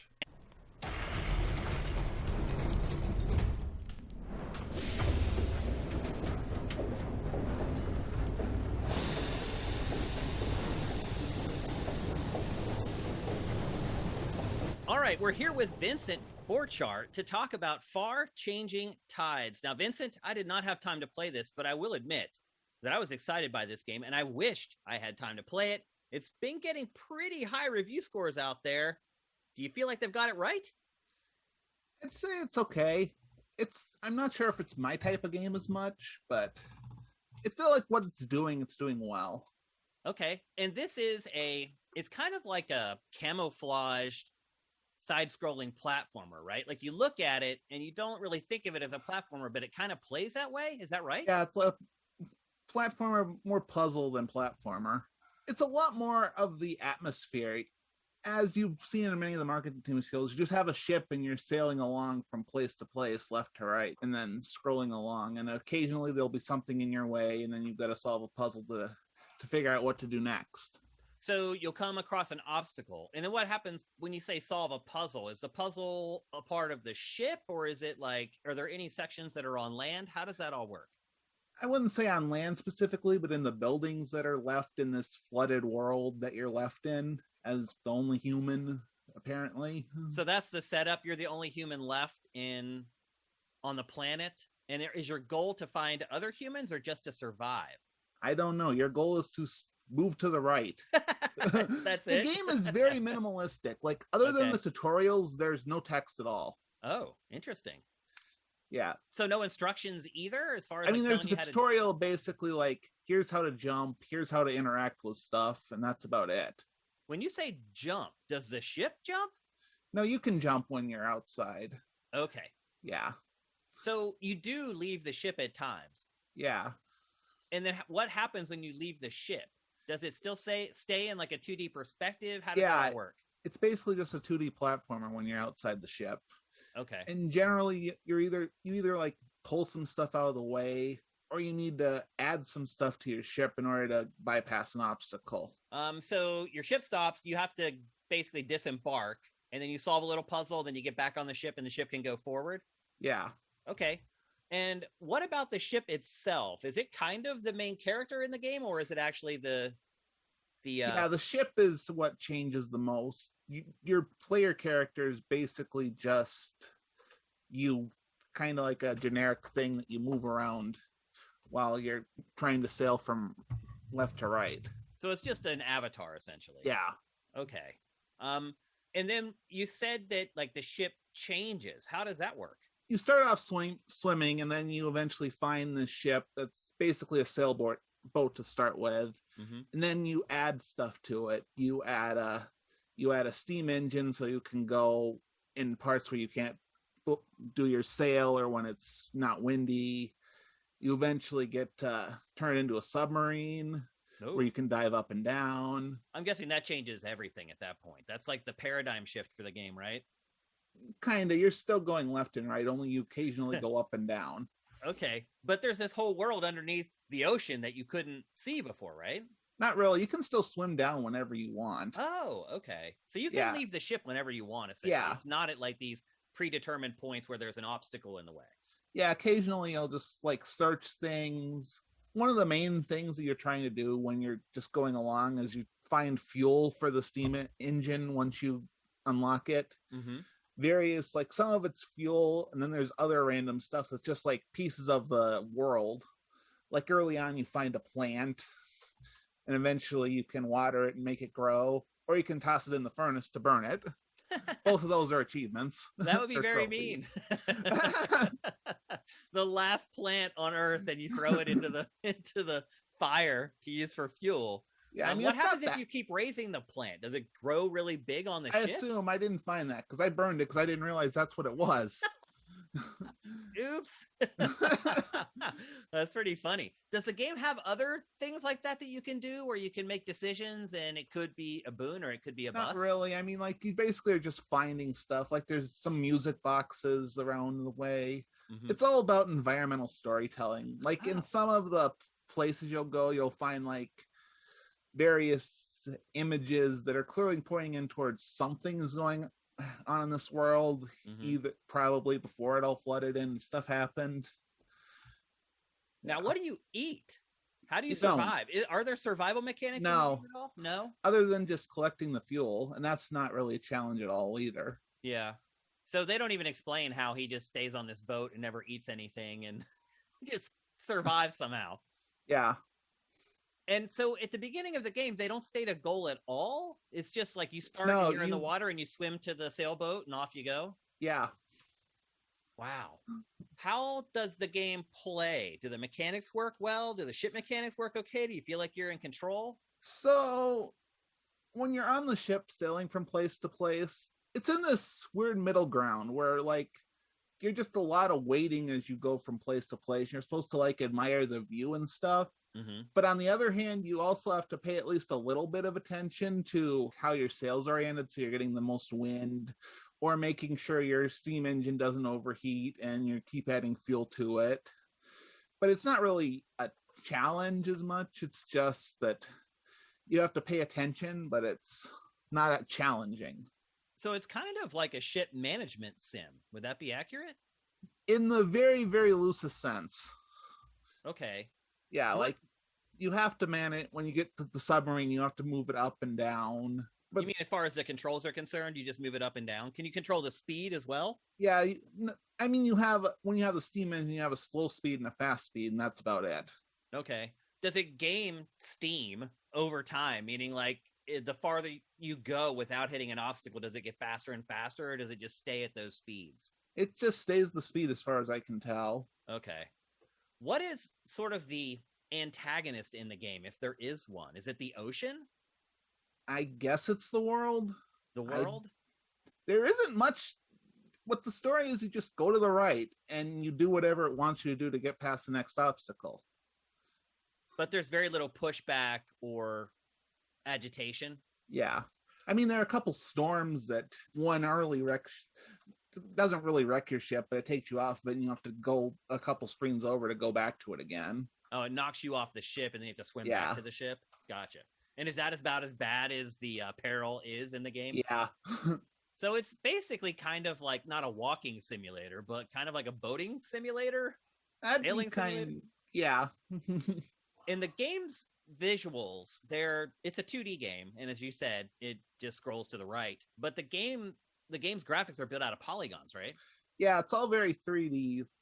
Like, it actually was one situation near the end where, like, my ship got stuck on something as I was trying to put it in a certain place, and it was acting like it was 3D. Like, I couldn't go to the back of the ship instead of the forward part of it. So there's clearly something going on with the 3D part, but not really any important way. Is this game long? How much time have you spent with it? I beat it in about 4 or 5 hours. Oh, so it's not that long at all. Yeah. And what are they selling the game for? It's $20 or it's on Game Pass. Oh, so it's free on Game Pass this month. And $20, that sounds about right to me, but how do you feel? I feel like there isn't much gameplay to it. You're basically playing it for the environment and to relax. Mm-hmm. Yeah. Does it work? Did you feel relaxed while you were playing it? You can't just like sit out on the deck of the ship and just watch, because then your sail's gonna go move. It's like it's in that weird gray area where it clearly wants you to relax, but you can't relax because if you just try to sit and wait, then you won't be moving fast. So you're controlling, let me get this right. You're controlling the direction of the ship up and down. You're controlling the speed of the ship, and you're controlling the sails. How do the sails work? And is there anything beyond the sails that you also have to take control of? All the fuel, I guess. You have to put fuel in the steam engine. Yeah, basically the sail, whenever it happens, you need to push the mast up, bring down the sail rope, and then adjust the direction of the sail using a slider. Okay. It's all Is that to catch the wind? Because the wind's going... Oh, okay. So there's a wind mechanic in this. As in, like, you move the sail, like the slider on the deck of the ship left and right until it gets into the right area where the secondary sail furls and it says it's going fast, basically. Okay. How often does the wind direction change? Like, once you figure it out, are you pretty much good for a while? Not surprisingly a lot. Okay. Like maybe you'll get into a place and then you'll go and try to just sit on the front of the deck and wait, and then it'll adjust a little, so you have to go back and do it, and then you have to babysit it a little bit. Yeah. Interesting. Now, so you said it's $20. What all platforms is this for? Everything. It's Switch as well? Yeah. But it's free on Game Pass. Would you recommend that someone buy this for $20 if they have one of the other platforms? Again, I think the game is good at what it does, but it's hard for me because I'm not sure it's what I'm in the market for when I'm playing a game as much. I enjoyed it, but... So would you disagree with its Metacritic score right now? Would you say it's a little too high? I mean, maybe I give it maybe an 8, and I think it's like an 8.5 or something. Okay, so not too far off then. Yeah. So you did enjoy it a good bit, despite the fact that it's a genre that you typically don't enjoy a ton, right? Yeah. Okay. All right, Vincent. Well, thank you for talking with us about Far Changing Tides, and we'll talk to you soon.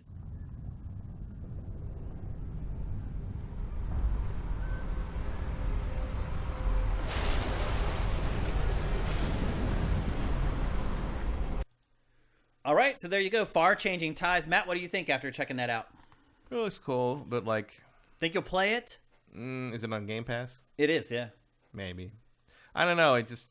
I like the aesthetic, but like I feel like I've played enough tiny character platformers in my day. And it kind of reminds me, because of the boat, reminds me of Spiritfarer.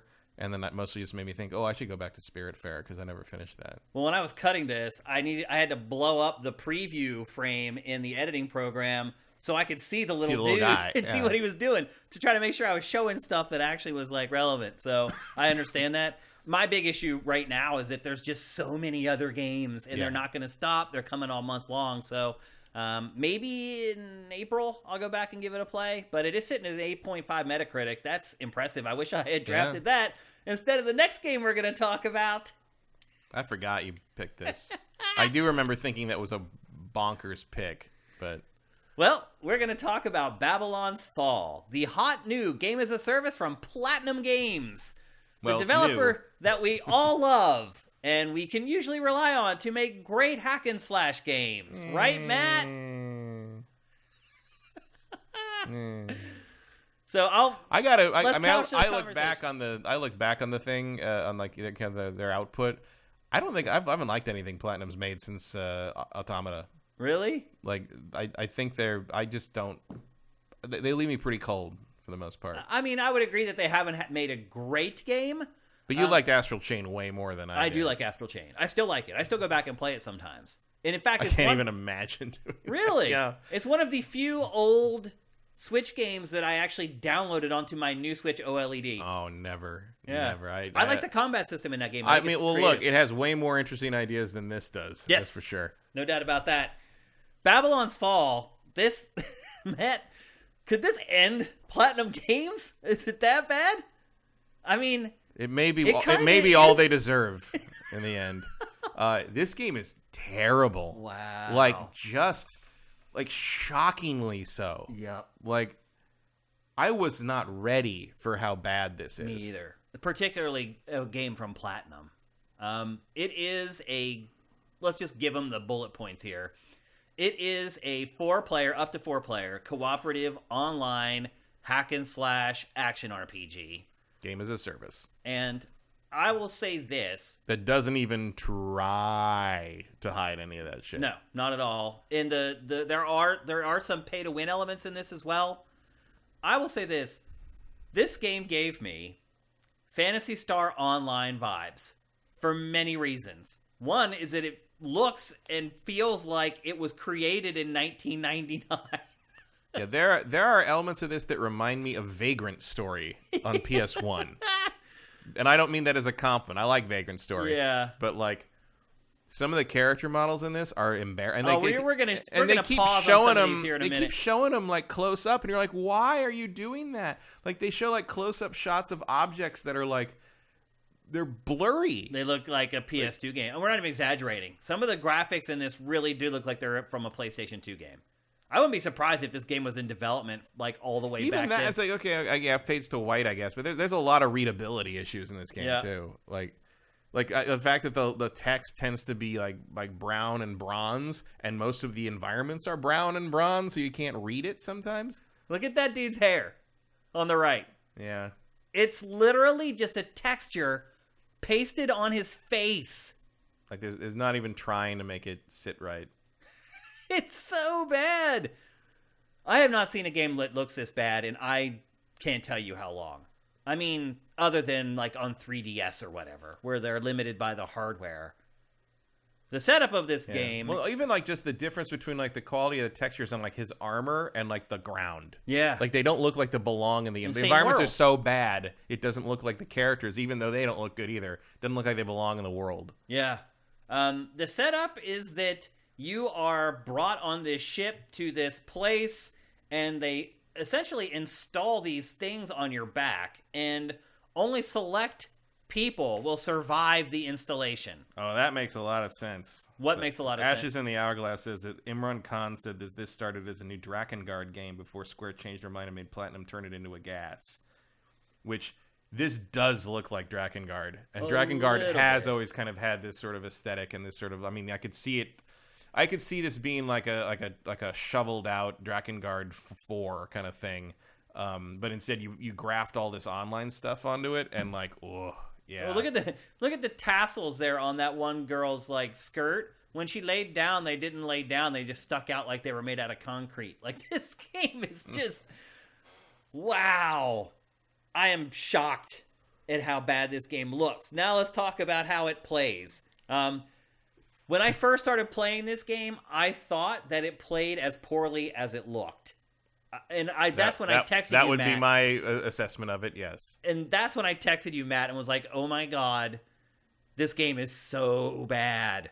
And then I did keep playing it. And I will say this, like, it started to grow on me a little bit over time. Like, I felt like after I got past, like, the 2-hour mark and I started really kind of building my character, it became more interesting and the combat felt better. But it still doesn't feel great. Not good. Yeah. It just felt better. But typically how it works is you just get to a point where it's like, oh, I guess I can see why you would think this would be okay to charge release money for in a certain frame of mind after a certain amount of alcohol. Yeah. Basically how it works is you have like a little hub area that has the typical things in a hub. You can go to a merchant and buy stuff. You can upgrade your gear, all that kind of stuff. This usual like hub thing with icons everywhere. Yep. It's just you have like a little room with your chest where you keep your items and your inventory. It's all very rote. It never tells you where that is. Yeah, and it bugs you about your inbox for like 10 minutes. Oh, that was great too, where it's just like, here's how you dodge. We're gonna put up a little QTE thing that's the same color as the rest of the fucking environment so fast you can't, and then you gotta redo it. It's like so dumb. So dumb. Like just the basic onboarding is hopeless. It's again, that's why I said if you get and this through, like what is the camera doing? It gets stuck behind the object. You constantly can't see what's happening. I hate this game. Yeah. Like I really, especially because like I had to stop playing Elden Ring to play this, and then I switched to Gran Turismo, and I just never went back again. Maybe that's why you liked Gran Turismo so much, because you were coming off of this. That certainly probably helped. Anything would be like. Yeah. So you start in the hub, you go up to like I a also bulletin couldn't board. figure out the fucking the ranking stuff. Like sometimes I get a stone badge, sometimes I get a pure platinum badge. I don't know. I get it. Yeah. It's just a scoring thing, but I can't tell why I'm doing better. Yeah. So anyway, you start in this hub world, you go up to a bulletin board, you decide what mission you want to take, and then it'll matchmake you. Matt, you did not have luck matchmaking, or you didn't try? I didn't really try. You didn't try? I didn't want to commit to something for that long. And I was like, oh, nah. Well, I did. I played a ton of games with also, I was having the players. LAN cable disconnection thing on this one. Oh, okay. Where like the PS5 has a thing where It wouldn't stay online. It'll just say LAN cable disconnected, reconnected, disconnected, reconnected. I feel so lucky to not have that problem. Yeah, it's individual console to individual console. I can usually fix it. It's not that you quit out of the quit out of the game, but you go back to the menu and it kind of fixes itself. Or you can wiggle the thing in the back. There's a bunch of different weird solutions. Like it got better once I like forcibly updated the OS through the safe mode update. But like I can't even tell what's happening here. All characters just mush together. That's because it's all blurry. And everybody's the same color and everything looks. Everything's drab. There's no distinctive anything between it, and even these guys are just like. The art's okay on this. The art's okay, but it's just the most generic crap. It's just like, okay, it's a big armored guy with glowing blue stuff and in horns, him. Like, who yeah. cares? Okay, like never seen that before. Yep. So anyway, once you join up with 3 or 4 players, or actually you can do it by yourself, and it's a lot harder if you try to go through missions on your own. Generally, each mission is split up into 4 sections. So the first 3 are just fight and rank and file enemies, and they're like arena battles. You get to the arena, like this magical wall appears, it traps you in the arena. You have to clear all the enemies from the arena, then the walls disappear and you can move on to the next one. And then usually the 4th stage is a boss fight. There aren't really team-up attacks per se, where you kind of join up and you like amplify each other's power or anything like that. You're pretty much just fighting on your own, even though people are fighting alongside you. And that's pretty much the game. Again, this is why it reminds me a lot of Phantasy Star Online. Because you were saying you were afraid of the commitment. The commitment actually is really low. Like, you can get through the 4 sections of each level in probably 10 minutes, I'd say. Maybe even less if you're playing with good players. So it is kind of like bite-sized. And you don't have to play Melee. I know that I did because it's a Platinum game, and that's typically what I respect Platinum for. But there are ranged weapons in the game that you can use. And then really the twist to the combat is, what are they called? Gideon arms or something? Gideon Drive or Gideon R. Yeah, I don't know. So you can... another stupid anime name for a thing that nobody would ever call this thing that. Like, Gideon, fine. I think it's a reference to some mythological thing probably, but like it's the other word they use for it doesn't make any sense. So those things that you're seeing behind the character, that's what we're talking about. The little backpack thing. Yeah, and it's then essentially you can assign whatever weapon or shield you want to those slots, and it will turn them basically into supers. Yeah. Which is kind of cool. You have 2 standard weapons and 2 super weapons. Yeah, basically. And it's kind of cool that anything that you put in there will be turned into like this special thing. You can definitely see on paper why it looks like a good idea. Yeah. Until then you use it. Although I should note that the character I started with just had 4 long swords. Oh, really? As her default weaponry. I had to go through a couple levels to get some actual different stuff. Uh-huh. And as you can see, you can also pick stuff up and hurl it. And there's a parry system. Like there's average parries and like close parries, and that will stun the enemy and allow you to unload. There's a witch time system, basically. Hell of a lot easier than Elden Ring. I'll say that much. Hitting those windows is a lot easier in Babylon's Fall. I think the dodging is broken in this. Really? I found it very hard to tell. I just clicked with it right away. No, I found it very hard to tell when an attack was coming at the right time. It was in the dodging, like there seemed to be no pattern to like dodging one way or the other versus like getting out of the way of the attack. Like I'd agree with that. Yeah. I don't know. Like coming off of Elden Ring doesn't help here because the combat in this is garbage compared to that. It's just awful. You want to talk about not being able to cancel out of shit? Yeah. Like this thing doesn't let you cancel out of anything. It's just way easier than Elden Ring. Like the window to roll and dodge is way wider than in Elden Ring. The punishing isn't anywhere near as bad. Like it's a typical action adventure hack and slash where you can take 20 hits before you finally die, and Although oddly the health potions are more limited. Yeah. You get like 5 per level. I mean, not that you ever really need them all unless you're playing solo. Yeah, I hardly ever even use them at all. And if you play with other humans, you use them even less. Because like I was playing with people who had been playing for a long time, and the first time I played with other people, I ended up getting left in the dust. Like they knew where they were going, and I'm like, wait a minute, there's this chest over here, and I probably need, and they were gone. And by the time I catched up to them, they were already in the next arena, and I was trapped outside the arena, like looking in. There was one time where I was running right behind him, and that happened to me. The wall just appeared right before I got into the arena, and I was trapped and had to watch them fight. Usually in games like that, they'll just teleport anyone who's not in yet into where the action's happening. Yep. That's very But not strange. in this. For whatever weird, goofy reason, it trapped me outside. Now, I did get all the rewards, oddly enough, from that fight, even though I did not fight at all. But I was still collecting all the stuff that they were basically getting out of the enemies as they killed them. So I still got the rewards for the mission, even though I did absolutely nothing.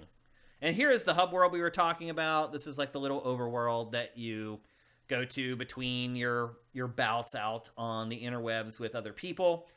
It's pretty lifeless and dead, but it has all the necessities, essentially, that you see in every game like this. That's really what this game is. It's just the most generic game as a service ever. Like the plot, I was talking about it earlier. You're part of this group of people who can survive having these things installed onto your back. There's like dozens of you at the beginning of the game. Only like 3 of you survive. And those are the 3 that you keep seeing in the cutscenes. There's these goofy cutscenes that happen back at the hub area. It's not a good game. Its Metacritic, when I checked yesterday, was like a 4.1, which makes it, without a doubt, the absolute worst fantasy draft pick in our video game fantasy league ever. No one has ever other than games that didn't come out and got zeros, no one has ever drafted a game that got a 4. Now, it is my second alternate, and I'm hoping that I don't have to use it at all, but I will wear the scarlet letter as having made the worst draft pick in Sifted Video Game Fantasy League history. Period. There's no disputing it. I do not think it's a 4. I will say that. I will say this. The first hour, 2 hours, I thought it was a 4. I thought maybe it was worse than a 4. As I stuck with it and my character started leveling up and I got better gear and I started playing with better people, I hate to admit it, I did start to enjoy it a little bit. Maybe because of its simplicity. I don't know. But I did find it moderately entertaining eventually. And so I would not, if I were to review it, I would not give it a 4. How come everybody else has better clothes than you do? Because they've been playing a long time. This is what I'm talking about. This is my very first time playing online.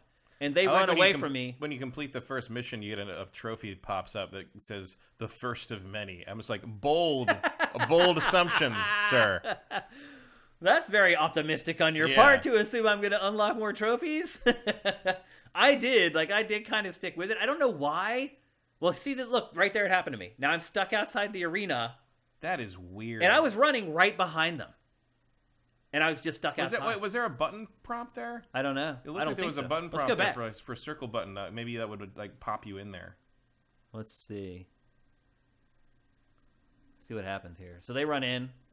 Yeah, there's a circle button. I bet if you press circle there, you'll go through that barrier and help. Where's the prompt at? Right over his head. See? Oh. The UI in this is so hard to fucking see because everything's brown. It's still weird that they would trap me outside. No, it's weird that they wouldn't just automatically do that. I was running right next to them, and it trapped me outside the arena. It's so weird. But again, this is not a great game. I'm not saying this game is good. I'm saying it's probably a little better than a 4. You're saying that at a certain point the Stockholm Syndrome kicks in, and maybe you don't think it's so bad for a while. And as you can see, there's loot that you collect in chests, and there's, stuff that you can, resources that you can collect. But, again, it's just everything that you've done in all these games before and done it better in other games. That's probably the best way I could describe it. But I don't think it's completely worthless. It's sitting at a 41 on Metacritic and a 2.2 user score. So, yeah, I feel like maybe Square will learn their lesson on making games as a service at this point. There's 3 that haven't really worked out for them. Yeah. So Andy T. Monahan, people have a lot of feelings about this because it's Platinum. And so people are like, what's going on over there? Andy T. Monahan says, you go from Transformers, Turtles in Manhattan, Legend of Korra, Astral Chain. This developer has no direction. Well, they're a developer. The problem is they're a developer for hire. They don't have control of their direction generally.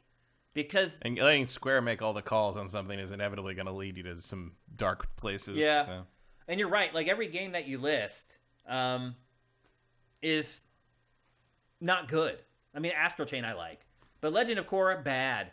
The Teenage Mutant Ninja Turtles game, not terrible, but not good. Yeah, Transformers game, not terrible, not good. Yeah, I like the aesthetic and what they're doing in the Transformers, but I thought that combat system was just the most repetitive crap, and it doesn't use the transformation properly. It's just okay, so Optimus Prime can just turn into a truck and ram somebody in the middle of a combo in midair. I thought Devastation was dumb. It was dumb, but it was still dumb fun. Yeah, I like seeing them do Menasor and Devastate. It was cool, seeing what they did aesthetically and depicting things and getting kind of a lot of the old voice actors and stuff. But as a game, I found it incredibly bland, and especially grindy. Once you finish those 5 levels, you're supposed to play that over and over and over and over and over and over until you randomly get the loot drops you need to get the next difficulty, which is then gonna just make you randomly grind over and over. Why? Why would I do that? What is fun about that? I don't get it. Yeah. Only 5 characters. There's no appreciable difference between some of them. It's just I don't care. People are already giving you the Fantasy League, Matt. I mean, if it just came down to picking Elden Ring, sure.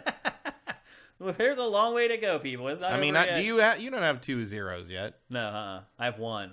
Although they still haven't announced that game's been delayed out of the year. What? Suicide Squad Kill Justice League. Oh yeah. That still hasn't been announced by WB that it's been delayed. So I'm still holding out a little bit. Then I still think Breath of the Wild is dicey. I said that when I drafted it, and you told me I was crazy. I thought they would get it out this year. I didn't feel comfortable doing it, but honestly, if it comes out, it can get a 9.7 just like Elden Ring. It could get a perfect 10 across the board. It's Nintendo. It's not over yet. Paul Edward, 1979. I'm worried about Bayonetta 3. Do you think they should be? I do not. I'm a little bit, just because Platinum's so inconsistent. I mean, do I think it could be this bad? No way. What a travesty that would be. Nintendo in general that's also because that's the same stupid circular prompt that I didn't see. You have to use there's a grapple thing. Yeah, the grapple thing, which they explain terribly. They do. And you can then never see the icon where you're supposed to use it. And then they pop it up sometimes when they're like, don't forget to do this. And I'm like, where? And there's nothing there. Uh-huh. But like one time they popped it up and it was like right near this, like a bunch of spikes, and there was a swinging chandelier over it. I'm like, but it's not. It wasn't one of the things you can grapple onto. It's just there's a swinging chandelier over it. You're supposed to jump over that. It's so bad. It's so poorly communicated and poorly everything. It's poorly everything. It is one of the worst games I have played in a really long time. But 4, that's pretty brutal, man. That means it has like no redeeming values, pretty much. I mean, I'm fine saying that. Yeah. I mean, I haven't played it as much, but also like I don't see any reason to. Especially this month, there's so many other things to play that are infinitely better. Like like you're seeing us sit there and say like, oh, you should put another couple hours into this game instead of going back to Elden Ring or Horizon or Gran Turismo. Like, no. Yeah. No. Well, I didn't tell you to. No, but if someone else was, it's like, no. Yeah. Like in the deadest month of the deadest year, maybe this might be better than staring at the wall. But that's about it. And not for $70 or whatever it is. The other thing too about this game, did you notice how like the PC cursor will come up on the console version of the game? Yeah. It'll be up in the corner of the screen. Yeah. What Like you're in hell? load screens and stuff, yeah. Oh my gosh. What is going... So I can understand why some people are a little nervous about Bayonetta 3 right now. Because it's like there's just so many obvious mistakes in this game. Also, you're going to pop up 2 tutorial windows to explain what jumping is, but you're not going to tell me how the loot system works? I know, they don't tell you. What is that? And the first time I used the loot system, I gave everything away. Right. Yeah. Did you do that? No, but I saw that one of the buttons did that. I was like, that's misleading. Like, And I didn't know until it's like, oh, you just gave everything away. I'm like, what? I want that. Because you can't tell, like, because one is the button, like the revealing everything seems a lot similar to just selling everything. Yeah. It's dumb. Yeah. What do you think this is impact is gonna have on Platinum?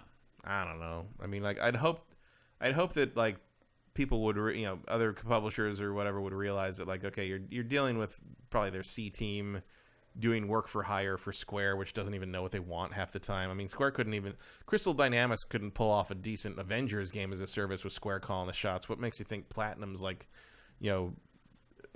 Farm Team is going to pull that off with this generic crap? What do you think happened? So Platinum's been lobbying Microsoft to start working on Scalebound again. If Phil Spencer plays this, you think he gives it to him?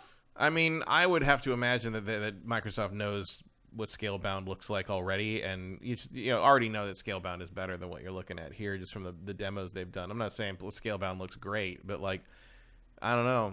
Also, it seems like a lot of Scalebound's ideas have been reincorporated into Bayonetta 3 with the giant monster fights and stuff. Yeah, the kaiju stuff. Yeah, it does. So we'll see.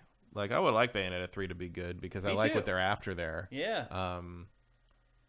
But yeah, this doesn't even look like the same game. So here's what I'm talking about. Like, I think we're off camera before we started talking about this. You were like, oh, I could tell it was going to be terrible. I'm like, how? Like, because the game looks completely different in these trailers. Well, this still looks bad to me. Like, not visually bad necessarily, but like it still looks like the most generic garbage. Like just whacking things with a stick. Who cares? It does not. From these trailers, you do not get the impression that it's going to look like it looks. Yeah. So they're supposed to be this weird kind of like mosaic stained glass art style to it. When you play the game, you can't tell it's there at all. And the other thing is, like, all these, like, little extra moves, like the grapple to them, all that stuff, like, you can't do any of that at the beginning. No, Like, that's the other weird thing is, like, usually Platinum stuff, like, there's upgrades and stuff, but you usually start with most of the combat systems sort of in place, and you just have to learn how to use it effectively. In this, it's just sort of like, oh, no. Like, because it's a loot-driven thing, you have to get the right weapons to do things. You got to unlock things for whatever the Gideon thing is. It feels like this marketing is, like, deceptive. Watching this now after playing it, like, it literally feels like it's like fake. A little bit, like it. I mean, I'm sure it got me. Obviously, I drafted it as my second alternate. Yeah, I guess so. I mean, obviously, we didn't think it was going to be a 4, but like, this never looked much like. Also, it could have been a thing, where I thought it was going to be like a 6 or at a 10 or so, but it would still get 8s in the reviews because it's Platinum and nobody knows anything anymore. Yeah. But no, I'm glad we all saw through the bullshit on this one. I didn't, though. Well, once you played it, you did. Oh, of course, yeah. But, like, I was fooled by the trailers, absolutely. I guess. The game looks nothing like this. No. It's crazy. I mean, it's all here, but it's like, It doesn't look like no, that. like what ended up in the game. It's like, I don't know. It's like it's like you got catfished or something. Yeah, It's that's just a good way to put it. like, wait, you don't look like your photo. Yeah, so You don't have nearly as agile red tendrils as your profile made it look like you have. Yeah, so that's Babylon's Fall. Yeah. Just watching this is already more engaging than the opening cutscene. Yeah, I'm still not sure exactly what the story is. Like, you're just these warriors who can survive these things being installed on your back. Yeah, they're sending you in to collect stuff for something. You're going because it's after the fall of the original Babylon, and they've found Babylon, and they're basically restoring the ziggurat that offended God to the point that he tore it down or whatever. What is a ziggurat? Oh, it's like a giant tower. No. You know, the thing you're fighting your way through in this is a giant tower. And then, like, the bigger, I guess the moral issue is that, like, there's these blue sun or more than one blue sun at the top of the tower, and it causes this, like, disease that kills people. And so, like, the rich people only go there for brief periods of time and then leave. Where did you get all this from? It's a conversation in the bar after the first mission. Oh, I skipped through it. It was so inane. Yeah, well, so like basically like the peasants who can't leave like die from like sort of like blue sun cancer, and so the guy in the armor, like, you know, Ishan, the guy in the armor, he like opens his, you don't see it because he opens his, he's like, apparently he's really messed up from the whatever that blue his death face thing is all screwed up. So basically he says like, yeah, if you get to the top of the tower you can destroy the suns and save everybody's life because it will even stop the disease in people who already have the disease. I'm like, I don't think that's how anything works, but okay. Whatever. So the ultimate goal seems to be to get to the top and turn off the sun. Okay. Okay, makes perfect sense. So there you go. That's Babylon's Fall. Neither one of us recommend it. No. Yeah. Yeah. It makes a lot of sense that, like, it started as a Drakengard game, because the Drakengard games have always been sort of, like, janky, weird things. With that sort of strange, I don't quite understand. The art style and the world design and kind of the, like, like, that would definitely fit a Drakengard game. Yeah. I do actually, I like most of the Drakengard game. I liked 3 okay. I really like 2. Also, they come from a lot of the Nier. Yeah, those are originally made by the Nier team, and they have the same sort of bleak, oh my god, I can't believe that's what the ending is sort of thing. Yeah, there's a lot of horrible shit that happens in those games. The horrible stuff that happens in this game is just the game itself. This is it would have been more interesting to see what that Drakengard game would have been. Yeah. But yeah, I think there's only so much you can do when Square like moves in and decides like, oh, like we want this to be Destiny. Yep. Make it happen. It's like, okay, like you can feel that the dev team doesn't have their heart in that. Yeah. It's just not there. Yeah. It's not recommended for me either one of us. No. Although I do think after playing a good bit of it, I think the 4 is a little harsh, but does it matter? No. Whether it's a 6 or a 4 or a 5 and a 4, it doesn't matter. It's still, in this month especially, hard to recommend for anyone. Platinum, they got to figure something out here. Like, they got to, I don't know. I mean, I know you're kind of at the mercy of the contractor when you take on the work for hire, but it's like, you got to pick better, or you got to branch out your ability to do more than just swing a sword at things. Like they're good at one thing, and sort of it's a crapshoot whether the rest of it around the combat system is going to be worthwhile or interesting, and they got to improve that. Yeah, like the consistency is just not there. They're also often trapped by licenses where your contractor, the person who's assigned you to create the game, is like, this has to come out on X date. And sometimes the game isn't finished, or you have to kind of pull back on the ideas or the concepts that you have for the game to get it done. I feel like the only explanation for why this game came out when it did is that Square knows it's bad and wants it to be overlooked. Yeah. Like, putting it out right now is a guaranteed way to send it to die. Well, I know this. Getting review code for this game was not easy. They knew better, huh? Yeah, so... Meanwhile, people already have Ghostwire Tokyo. Yeah, I know. So exactly. That's confidence there. Right, exactly. So, yeah, with this game, it's like I usually get everything from Square Enix. It's just sent to me. I don't even have to, like, request it. It just shows up in my inbox. And this had not shown up. And so I reached out to my contact at Square Enix who was out of the office, and he's like, oh, I'll contact the agency and they'll send it to you or whatever. Next day passes. I got we are not from your country. I got an we do not know what you mean. I got an email that said you are under consideration for review code of whatever. And we'll get back to you soon about whether we're going to give you one or not. And I just forwarded it to my buddy, and I was like, this is what they replied with. And 10 minutes later, he sent me a code. He's like, here you go. So, yeah. Notice there were no reviews of this game either on launch day. No. None. Yep. So, that, as always, is never a good sign. Anytime a game comes out and there are no reviews for it, always wait for at least one review. Preferably multiple reviews. All right, let's move on.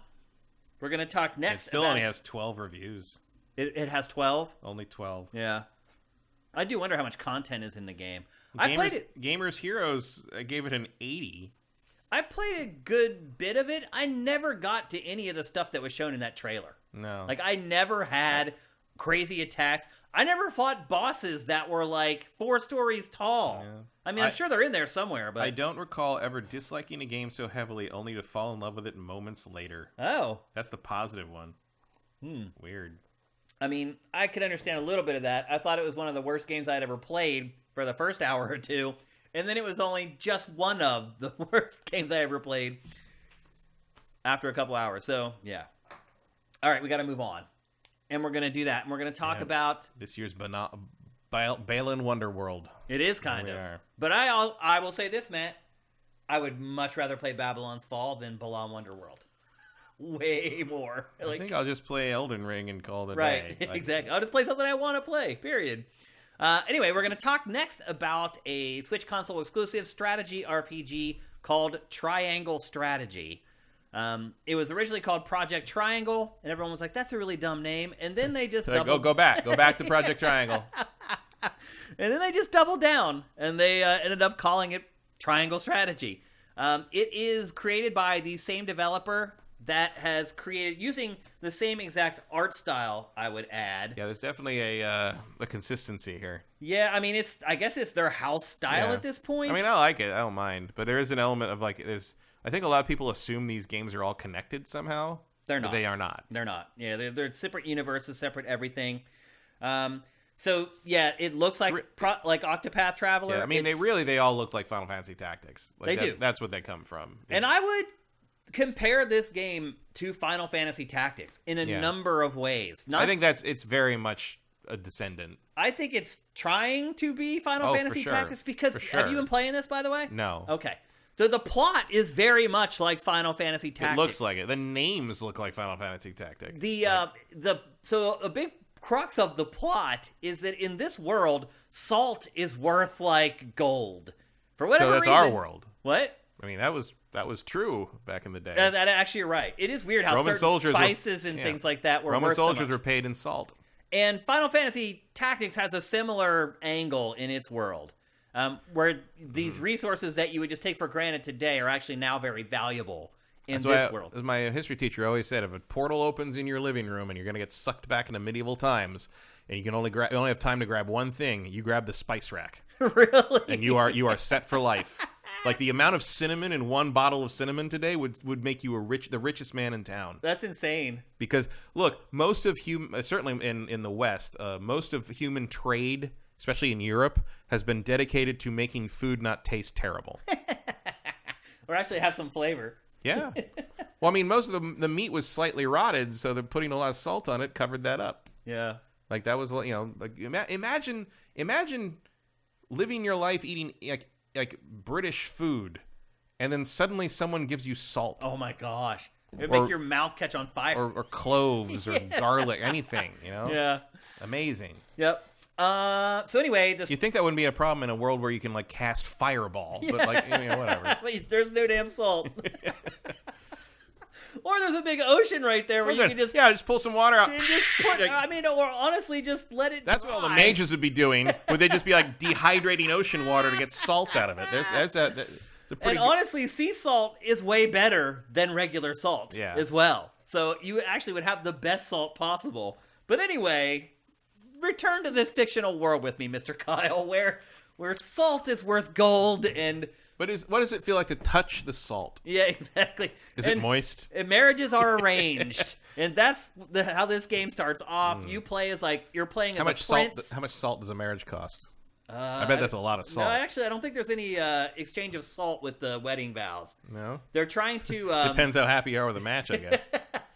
I'd be salty. They're trying to basically form a truce because the term triangle strategy refers to the 3 different territories that are in the game that had been at war up until 30 years ago. Now they're all trying to figure out how they're going to peacefully coexist. One of the territories is the only territory that has salt. So it has... That would be a very important territory. Right, exactly. So it kind of has the upper hand. There's a lot of political intrigue in this game. Too much. Honestly. There are just rungs and rungs and rungs of script in this game. There's hardly any fighting. It honestly feels like a visual novel more than it feels like a strategy RPG. I mean, the fighting I see is that. so infrequent. I wonder, it probably gets more later. I've played a good bit of it, man. Yeah, but these games are 100 hours long. I don't know how long this one is, but I'm probably 15 hours into it, something like that. I mean, I've played a lot of it because it's a handheld game. And I've been playing it while the wife watches TV or whatever at night after I've played all the other stuff on the TV or whatever. And it is a great handheld game because it's a turn-based strategy game, and those work great on handheld because you can just pause it whenever you want and you're good to go. But it is really light on combat. And you'll complete a skirmish. I'm not exaggerating. After that, you will watch an hour of story. Mm-hmm. An hour. And nothing happens. They just stand there, and every once in a while, one of them will turn their head. Mm-hmm. I'm sure every once in a while, one of them pops up and down. Oh, yeah, because they're upset about something. Right, yeah. They'll jump up and down or something. And that's it. It's like you're staring at a static screen. Honestly. I mean, that's what people who like Final Fantasy Tactics want, I think. Maybe. This could be the first ever game on tape. I'm not kidding. There's hardly any voice acting, because there's just... The script is gigantic. I don't know how they couldn't voice it all. Although this is a $60 game. It's a full-price game. And they're asking full price for this. There's no voice acting in it. It's literally just reading text on the screen probably 80% of the time you play it. I'm not exaggerating. It's that prevalent. And it's important. So there are choices that you can make in conversations. They do actually affect stuff, surprisingly so. There are 3 endings to the game as well. Then all these decisions that you make lead down that road to the different endings. There are segments of the game where it's kind of free roam. They'll put you out in an environment and you go around and check all the doors and go into the houses and talk to all the people and get in conversations where you make decisions that will affect things later on. But again, the bulk of the game is just spent with people talking. Now, the actual strategy in this game is good. I really like the combat system. So it's very typical grid-based, isometric, whatever. You can control the camera though, which is cool, to give you a better view of where the enemies are and things like that. It can still get a little hard to see who is on what square. But for the most part, you can scroll around until you get a decent view of it. And then the tweaks to it are, if you attack someone from behind, you always get a critical. Every time. 100%. Also, Final Fantasy Tactics. It is. And then another thing is, if you have your party members on each side of an enemy, if you attack from one side, the other side will then follow up as well. And so you can get 2 attacks in, and that all plays into how you're positioning your party members on the battlefield. The magic casting in the game, the area of effect is often a weird shape. And so part of the strategy is trying to get your magic caster to a place on the map where they can then use that range of effect and line it up perfectly with the enemies on the grid for maximum effect. And as you can see, here's some of the decision-making that I was talking about earlier. But those little tweaks make a big, big difference. Just the idea of if you have someone on both sides of the enemy and you attack once, you actually get 2 attacks. That changes everything. If you can completely surround somebody, you can do 4 attacks with just 2 attacks. And a lot of the strategy is built around that. When you get further into the game and the battles start to get harder, you have to do that. and you have to maximize that. So I've played a lot of these games, and I have really enjoyed the combat system and triangle strategy. I just wish there was a lot more of it. What else? There's tons of characters, just like Fire Emblem. There's like too many. It's like I struggled to build relationships with a lot of them, despite the fact that there is no permadeath. At least I did some research after I thought there was no permadeath, and as it turns out, they wanted to put it in at first, and it was in the demo. And people revolted so much from the demo, the free demo that was on the eShop, that they took it out. Which is great. But you can see here how long these conversations go. I mean, there's just like, and they have given you great tools. You can like hit the right bumper and fast forward through the story, and it's really good in that it will stop and hitch just for like a second if it gets to an important piece of dialogue that it thinks you should pay attention to. So it's pretty clever. It's like it knows that you're going to skip through most of the dialogue, but then when there's sentences that happen that they're like, you know what, you probably need to know this, you'll see it kind of glitch and stop. And then you let off, and you can read that part, and then hold down the bumper again and go through all the other... Because it is very verbose. It's very wordy. And the writing is good, for as much writing as there is, and particularly for a game that was developed in Japan. So the translation team did an excellent job on this. Because it was a lot of work. There's no doubt about it. What else can I tell you about this? Oh, you level your character and the weapons separately, which isn't that out of the ordinary. A lot of RPGs do that. Very Final Fantasy Tactics. Yep. And also, if you're leveling... Can you ride chickens? Yeah, exactly. Yeah. No, you can't. Good, because that's pointless. Also, there are some things that cross over. So sometimes if you level up as your character, it also levels up some of the attributes of your weapon as well. Yeah, character leveling is basically just you use items to level up, again, kind of like Fire Emblem. And then weapon leveling is basically handled with crafting. What else? The visuals. I know a lot of people really like this art style. I think the art style is okay, but they just don't do enough with it.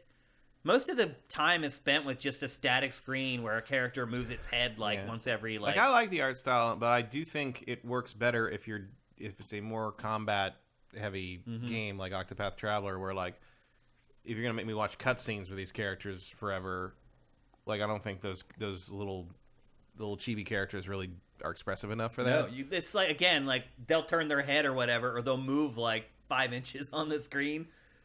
That's a lot to ask of little chibi characters and static portraits. Yep, they can't sell it, unfortunately. Again, it is full priced, and that really gives me pause. I don't know if the Advance Wars collection is going to be full price or not. I think it's 40. Is it 40? If I remember, I think it is. If that's the case, I would absolutely say hold off and don't get this and get the Advance Wars 1+2 reboot or recamp reboot or whatever it's called. Those games are old. You may have played them already, in which case, if you're deciding between that and Triangle Strategy, I would go with Triangle Strategy. I wouldn't recommend that you play the Advance Wars games over this. But for $60, I expect more. I'll be honest with you. I feel like this game should have been priced at $30 or $40 max. I don't want to begrudge them for the art style, but it does feel a little lazy to me. Advance Wars is 60. Oh, it is 60. Oh, crap. Okay. Should have known Nintendo was going for full price on that. Well, I'll say this. I would still recommend getting Advance Wars. I like Advance Wars better than Final Fantasy Tactics to begin with. So right. I'm one of the outliers who never liked Tactics. Yeah. For some reasons that are clearly not a problem here. I hate the 5 character limit. I hate the height thing. I don't think the height of the terrain thing is done well. That's very important in this game. Yeah, always. Elevation can completely turn a battle. But you had these things in Tactics where it was you couldn't find 4 squares in the game that the next to each other that the game really agreed were actually next to each other. Right. And this seems a little more obvious. I like the fact that looking at the movement there, that it'll show you which enemies can hit you. Yep. From where you're going to move. That information is good. It's a little hard to see and read at times, though, because I think, again, because of the art style. As I said, they do give you camera control, so you can kind of scroll around to kind of figure out what is on each square. But it's not easy to pick up on, honestly. It can get a little busy, I guess is the best way to put it. Whenever there's a bunch of people on the battlefield and they're trying to tell you this guy can still reach you from here, there's arrows coming from like everywhere. And it can be a little hard to read, but that's not my biggest complaint with the game. Really, my biggest complaint with the game is the price. The story is really good. I'm pretty much sucked into it at this point. I'm glad it's a good handheld game because I will continue to play it until I finish it, I think, eventually. It may take me a while before I get there, but I think I will do it because the story is really good. The writing is really good. And again, this should be the world's first game on tape. I don't feel like I take away all that much from the gameplay because it doesn't happen all that often. It just feels like they're like, oh, wait, we need to make this a video game, and they'll just throw in like a little section of combat. There's a little bit of that to some things. Like, was it 13? What was that game? Was 13 it just 13? 13 Sentinels. Oh, yeah. Aegis Rim? Yeah. Yeah.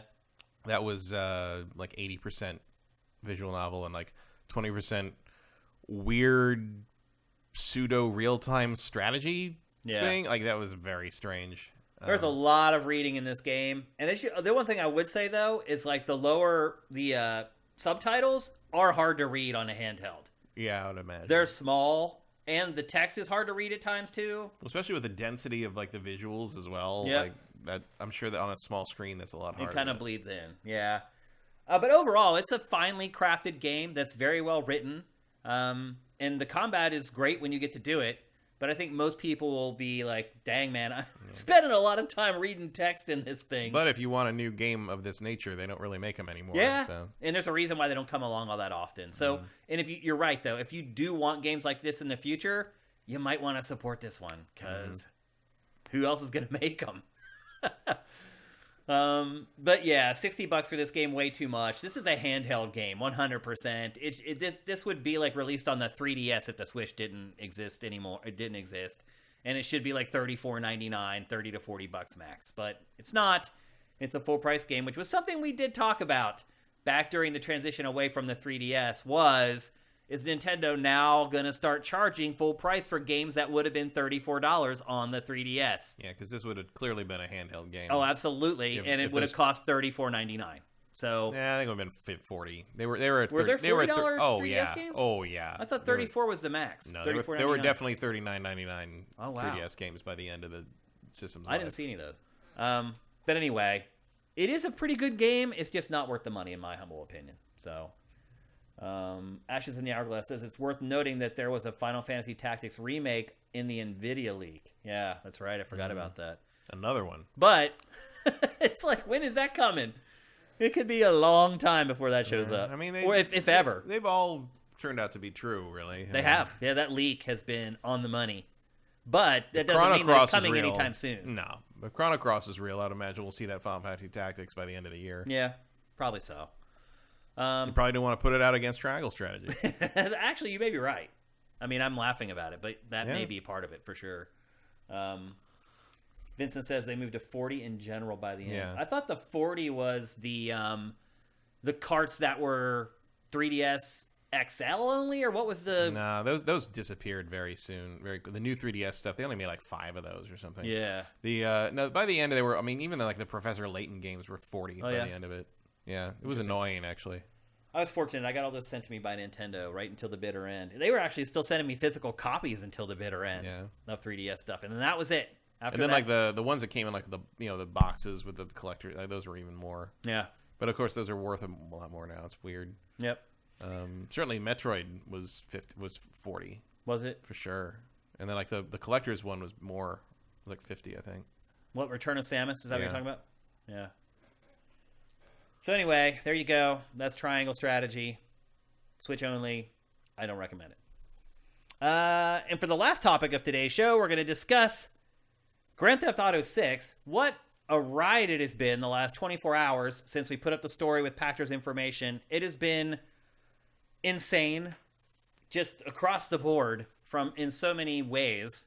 It's like, I mean, probably the best way to sum it all up in the end is that people didn't view Pachter as a reliable source. I think that's probably, if you want to sum it up in a sentence of what happened with that information, that's probably it. Mm-hmm. Everywhere.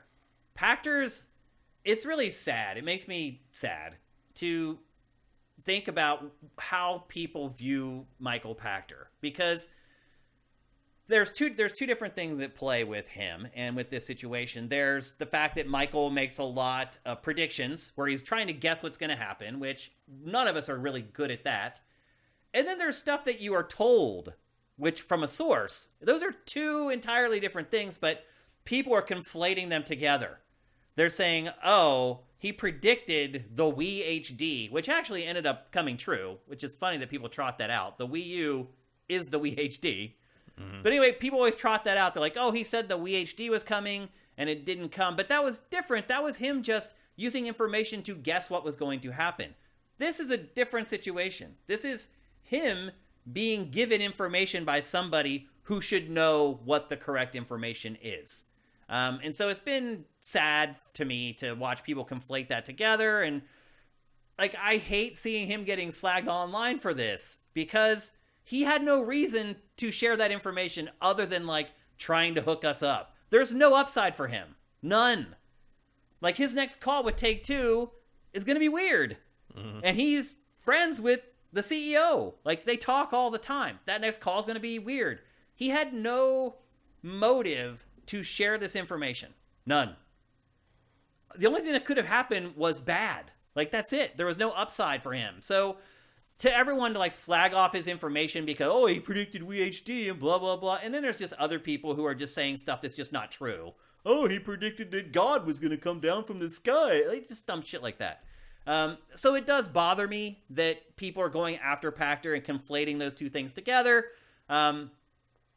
I don't know. Maybe he'll someday share the source. I'm not going to. I would imagine that, like, you know, given like where information tends to come from for these things, like, why would anyone even know the source? Right. If he said so. Right. Like, well, I don't think a lot of people get sources from like someone who, like, you know, is working in some company or whatever, and there's like, what are you going to do? Like, call him? Are you going to like double check? Right? I don't even mean like name him specifically or her specifically. I mean, say like why the information is trustworthy. Mm-hmm. Because, and I'm not going to ask him to do that because he shouldn't have to.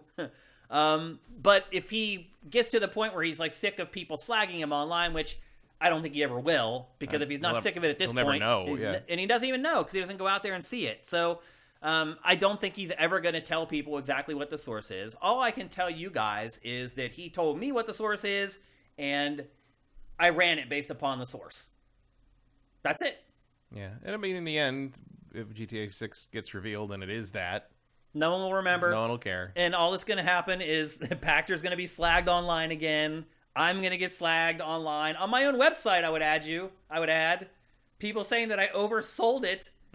I literally last week said, don't get too excited. And yet we had information on what is the biggest video game in the world. And if you go back and watch last week's episode, I literally said, it's not that gigantic. Don't like lose your crap over it. And then people were saying I oversold it. I don't know. Anyway, it's been an interesting 24 hours to say the least. Not just out on the wilds of the internet, but also on my own site that I have spent a lot of time, a lot of blood, sweat, and tears, and a lot of money to build. And there are some spots on my website where I don't feel welcome. And that hurts. People. In the forums? You guys think you're doing stuff that I don't see. I see it all. And so I'll just say this. If you want to talk to me about stuff, I do Ask Shane Anything once a month. Show up. You got hard questions you want to ask me? Show up. I'm there. I'm not hiding. You guys send me DMs. I answer them all. Nobody can come to you and say, oh, I sent Shane a DM. He blew me off.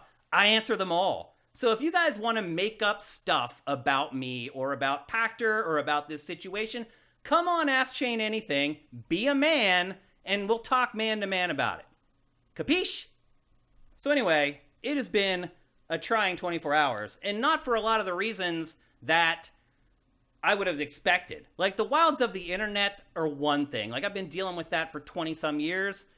It's still disturbing to me that nothing has changed, because one thing I will say is, like, on Sifted, it's an oasis. Like, we are kind of protected, and that's what I wanted to create. This place where people could go where they could escape the insanity of the rest of the internet. Now, Some of that's starting to seep in a little bit on Sifted, I'll be perfectly honest with you, and that's disappointing to me, but it is still way better than the rest of the internet, and I haven't had to deal with it. Like, I don't really go on Twitter anymore, because I don't have to. I use Sifted. I go on Twitter, and I'm like, this is an effing joke. I'm sorting through a bunch of trash to try to find one thing I like. That's why I created Sifted. So I haven't had to deal with this stuff for a long time. And I think I always assume that over time it may get better, like people will evolve. It's worse. No. It's worse. So I went on Reddit last night and posted like the article, and I was full disclosure. I'm like, this is from my website. This is Michael Pachter. He's a financial analyst. He's on CNBC. You may know him, blah, blah, blah. We vetted the source. He told me what the source is. I trust it. Put it up. Banned me. Just banned me. And then the deluge of people from Reddit just telling me we're insane, we're crazy, who is this old guy? It's funny how many people don't have any idea who Pachter is. And I was like, just Google his name. And then, like, the replies were like, oh. Like, that guy. Yeah, like, but they still didn't know who he was. They just Googled him and saw that he's been on TV like a billion times because there's just all these videos and shots of him on CNBC and all these other networks or whatever. So it's been interesting. But all I'm going to say is, believe me when I tell you that I vetted this stuff before I ran it. And we gave Pachter like a month to decide if he wanted to run it or not. And I kept going back to him and being like, hey, you still want to run this? Hey, you still want to run this? And he's like, yeah, it's solid. Like, run it. So we did our due diligence. Pachter, I can tell you, believes 1,000% that information is accurate. What else can you do? So that's what happened. It did not get picked up. Some of the chat's asking what the story was. What story was? What the story was. Oh, so people haven't read the story on our webpage or on I guess YouTube? Not. Oh, interesting. I see someone says Reddit is a sewer. I did not know that until last night, and you are absolutely right. The moderator of the Grand Theft Auto 6 subreddit, how did he ever get that position? I mean, he created it. He literally acts like he's like 7 years old. He created the subreddit, that's all. I even replied to him. I'm like, I cannot believe that you are the moderator of an online community. He called Pachter a hack. He called me like an asshole or something. I'm like, you're the moderator of this community? What? Yeah. Well, because he created the subreddit, that's all. Like, he was the first person to make that, and that's what caught on. So now he has power. If you want to call it that. Right. Sure. So anyway, yeah, well, the story is that Grand Theft Auto 6, and this is all according to Michael Pachter in his anonymous source, Grand Theft Auto 6 is going to include Liberty City, Vice City, San Andreas, and Europe/London. All those worlds are going to be connected, so you could possibly do things like run drugs from London to Vice City and have to go through the ports and through the airports. Everything's kind of interconnected. Now, he doesn't have a lot of people are like, that's technically infeasible. And so they're just blowing it off because of that. So is a lot of stuff Rockstar's done in the past. Yeah, I mean, that's what Rockstar does. Rockstar aims for stuff that you think couldn't be possible. And I'm not even saying that they're doing that here. And don't listen to anything I'm saying in this discussion and be like, oh, Pachter told Shane that, and now he's sharing it with us. No, this is all conjecture based upon what the article states. So anyway, I think a lot of it could be tied into just GTA Online. Like, he also mentioned that the final game could be 400, 500 hours long. What I get from that is that is in totality, meaning after you play the campaign and then you spend a ton of time in Grand Theft Auto Online. Or like that the world remains a toy after you finish the campaign. Yeah. Yep. Or that it becomes GTA Online. Yeah. Like, once the campaign's over, they kick you out in the world, and it's online, and like everybody's running around like a crazy person. Yeah, the most common thing that people use to try to shoot it down is that they say it's technically infeasible, and it's not. Like, well, I've seen that, and I've mentioned it in a couple places, and one of the things, Microsoft Flight Simulator. Yeah. It's the whole world. The whole world, yeah. Well, sometimes, I mean, obviously you can't do anything with it, but like, the pushback was both Pachter's always wrong. And the other pushback was that's not always wrong. That's his reputation, though. Right. The other pushback is that's been the rumor about the next GTA since like GTA 3. I looked for that stuff for a month and couldn't find. Well, once San Andreas came, the rumors around 4 were that they were going to do GTA World basically, and then they didn't. They just did Liberty City, obviously, which is boring. But there have been like a bunch of stuff, especially after San Andreas was like so much bigger than everybody thought it was going to be because it had 3 cities and like did all of California and part of Nevada, and like there's always been sort of this expectation that one day they were going to kind of put everything together again. And in the end, the game that really does that is American Truck Simulator. You're right, though. That's funny. But here's the thing, though: it doesn't have to all be seamless and load. No, obviously Miami is not going to be seamless with California. Like you're going to be able to load different areas. You're going to load in the areas. I don't think anyone well, some people must think this, but I don't think anyone rational you're really looking at thinks it is going to be one seamless you're world. really looking at 4 huge maps that you load into, but with these new consoles, the loading could be like one of which is already done. Right. Like, why would San Andreas need to be particularly different? Like, you probably add Vegas. Yeah. But why would that need to be particularly different? Yeah. And then, you already know, that's the other advantage is like, because I think the source said it started in 2014 development. That's the other thing. Some people are so dumb. So he says they started development in 2014. It's going to take 10 years. A lot of the people are on the Reddit thread particularly were like, oh, so you're saying the game's coming out in 2032? It's like, no. And then people are like. It's just, I can't handle the internet anymore. Maybe I've been spoiled being on Sifted where I don't have to go anywhere, but these people drive me insane. It's like, it feels like being in a loony bin when you're not crazy sometimes going out on the internet. Like, literally, I would imagine what it feels like to be trapped in a mental hospital around people who are legitimately insane while you're completely straight and you have to deal with these insane people. It's just crazy. And it hasn't gotten better over time. Like, it's been this way forever, and I don't know if it's gotten worse. Well, it has definitely gotten worse as kind of, especially, I mean, Reddit's part of that, where like you create these insular communities where you are never told you're wrong. Yeah. That's part of the friction that's happening with the arguing over Elden Ring right now, is you're dealing with people who are in their From Software fandom bubble rubbing up against the people who are not all of a sudden. They didn't know who I was, and they're like, how do you know this information? I'm like, it's not my information. I'm like, but I do know people at Rockstar. And they were like, no effing way do you know someone at Rockstar.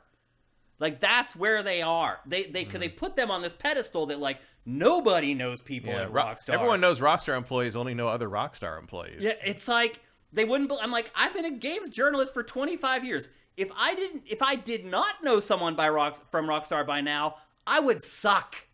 Like, how incompetent would I have to be at my job to not know people at Rockstar after 25 years? To be fair, the people I knew at Rockstar don't work there anymore. Oh, well, I know people who still work there. And there are some people that I knew that aren't there anymore as well. And I still share stories from them sometimes. I've never known anyone who was literally at Rockstar North, though. Oh, you mean someone in Scotland? In Scotland, actually working on that segment of the like the developers. Yeah. Like, I've known people from Rockstar New York who were in management and production and publishing and stuff. Yeah, but I've never known anyone who was actually a developer at Rockstar. No, I don't either. North. I've never known someone who actually writes code. In Scotland. But does that matter? Not really. I mean, that'd be a pretty good source. It would be. Yeah. I don't think anyone has those sources. Probably not. To be honest with you. But they could not believe that I knew people from Rockstar. It didn't matter. I sent them to my Twitter. I'm like, look at my bio, dude. Like, I'm not pulling this out of my ass. And they just were not having it. It's just crazy. Well, you should. I mean, that's happened to me in the past when I've gone on and tried to like correct people about G4 stuff, or like, especially when that video about the history of G4 came out, which was like a fun video, but a lot of it's wrong. Yeah. And I was like, no, that's not what happened. This happened. They're like, well, how would you know? I'm like, because I was literally there. I lived it. Like, I was like. They think they know better than you. Yeah, like no, X-Play was this. I'm like, no, X-Play was this. Like, well, I'm like, I literally co-created the show. Everyone's a freaking genius. My name is on every single episode of that show. Even though these people have never done anything, they know more than anyone about everything. Well, I mean, that's like the car damage thing. Like, gamers will latch on to one explanation that sounds plausible, and then that'll last for 20 years. Like, that'll just be conventional wisdom. Yep. And as they say, it takes 10 times more effort to dispel bullshit than to say it. Yeah. So like once it's out there, it's the hive mind. Yeah. It doesn't matter if you're right, because and that's what happened at Reddit last night. I just got piled on. It was me against the rest of them. And there's nothing you can do. You can't reply to all of them. Well, also because they spend all their time on there sort of speculating about it and talking about every little And when they're wrong... And it's like, oh, this is different than what we thought it was going to be, and so we can't accept it. Yep. That's what happened. So... But eventually they will reveal the game, and maybe it'll turn out to be exactly what Pachter says it is. And those people will never... No, that will never be acknowledged. No. They'll be like, oh, I knew all along.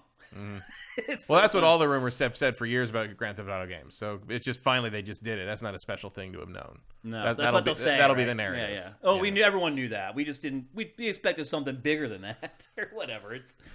Well, it's pretty cool that they're doing all... I mean, they should have done a new city, too. Yeah, exactly. Like, well, they are. Well, kind of. London would be new. London would be... I mean, they've done London before. Yeah, but London, not like... Not in the modern day. Not in the 3D era. And not also in full. Yeah, I mean, London was pretty decently sized in that expansion they did. Yeah. That was just DLC, though, right? It was a separate expansion. It was no DLC then. It was a... Right. That term didn't exist back then. No, it was an Austin Powers expansion, basically. But look, you guys are entitled to your opinion, whether you think it's real or not. I mean, I do. I grilled Pachter over this. I gave him a huge window to bail on this, to be like, you know what, it's not worth it. Because I really thought at the end of the day, no matter what, it wasn't going to be worth it for him. And I love Pachter, and I didn't want him to have to deal with trolls and crap. And so I was like, look, like, we don't have to run this. I'd be an idiot not to, but we don't have to. Like, if you don't feel like dealing with the internet hive, like, Matto Baxter says it'd be great to have an Asian city too, and like, I agree with that in design principle, but oh boy, do I not need to see Rockstar's satirical take on Asian stuff. Oh yeah, that Thank might you. not end up like well. I don't need any more of that. Yep. Well, hopefully they've grown. Let's be honest. It's been a long time since Grand Theft Auto 5 was created. I mean, I really find it hard to believe that it'll have the same level of sophomoric humor. Maybe. And I mean, look, stereotypes. And, so far, I mean, obviously not Red Dead. Well, sort of. I mean, it is a satirical series. I will be floored if this game does not have some horrible transphobic shit in it. Like, that's just Rockstar's bread and fucking butter, okay? If there's no bar full of, like, men dressed as women hanging around and that's the whole joke, is it a Rockstar game? Yeah. I have a feeling that they may change. You got to realize also a lot of the leadership at the top has left there. Yeah. I mean, there's just one Hauser left there now. And Leslie, he's gone. Yeah. I mean, I don't know how much those guys were driving that stuff, but that's a good question. But the one Hauser was like the lead writer, so I mean, maybe there could be some evolution. They needed to evolve. They need to evolve. Yes, even when 5 came out, it felt a little archaic. Not even just in the sense of like like socially aware or wokeness or whatever you want to call it. The humor was wasn't funny. Was not funny, but like it wasn't. Like everyone was doing that. The jokes just weren't good. Well, especially, I mean, a good joke is a good joke. It doesn't really matter what the material is. Yeah. I mean, at the very least, get Laszlo out of there. Talk about past its prime at that point. But I don't want him to completely pasteurize the franchise. Like, no, but part of it is that it has that edge. But that's what I'm saying is like the satire had no edge anymore. It was just like. It was just dumb humor. It was like it was an off week of South Park at best. It was just like okay, we're just gonna be mean to people and call that satire. It's like no, there's tons of stuff, especially now. GTA has always been sort of a satire or a parody of kind of American culture, and there's a lot more to parody and satire about American culture now that you couldn't before. If you really want to prove to me that you have the balls that you claim you have, you go straight at Trump, go straight at QAnon, go straight at this stuff that is so ridiculous and ripe for the taking, and show me you got some balls on you, and as opposed to just punching down at trans people or like people who do yoga or some shit. Yeah. Like it's funny that people like are vegan. Great. Put that in there. But also, like, you went after Trump back in GTA 3. Did they? He was the guy, one of the guys who you get Clump or whatever his name was. One of the guys you get missions from was a clear Donald Trump stand-in. That's right. I forgot about that. Because at the time at the time you were going to mock him because he was just a fixture of New York business. and sort of the pinnacle of excess and self-aggrandizement, and now you could go anywhere, all over the place. I mean, frankly, the political situation in America is to the point that I think even if you're going to do this big connected world, like I think you have justification for creating a Washington D.C. You may, so you can just set stuff there. Yeah. Like, you telling me Rockstar couldn't do something with the truck convoy? Oh, yeah, of course. I mean, they would have a field day. That'd be a great mission. You could do a great mission with that, too. That'd be fun. Be like the new train mission from Uncharted 2. Yeah, you want to talk about the new No Russian? Well, you play as you play as a MAGA guy. Ooh. One of your characters is one of those guys. Oh, boy. How about that? I don't know if that would go over well. We want to do edgy, right? We want to be like, that's how you... I mean, like Trevor. Like, Trevor is a direct satire of how people play GTA. Yeah. You know? It is, yeah. Absolutely. And he's a monster, and you're not... I don't think you're supposed to like Trevor very much. No. He's a psychopath, you know? Yeah. But, like, they did it. You know, they can write characters very well. They can do it, yeah. They can create characters like Trevor that you still have sympathy for somehow. But you're right. The writing has lost a little bit over the last... Really just with GTA 5, honestly. Yeah. GTA 5, I mean, like, Red Dead 2 is better in the sense, because Red Dead 2 isn't trying to, like, be too edgy. Red Dead 2 is not trying to be a shock jock. No, it's just trying to It's just trying to tell a story. Yeah, yeah. And I think they pull that off. And they nail the setting and the time period and all that stuff, yeah. Yeah.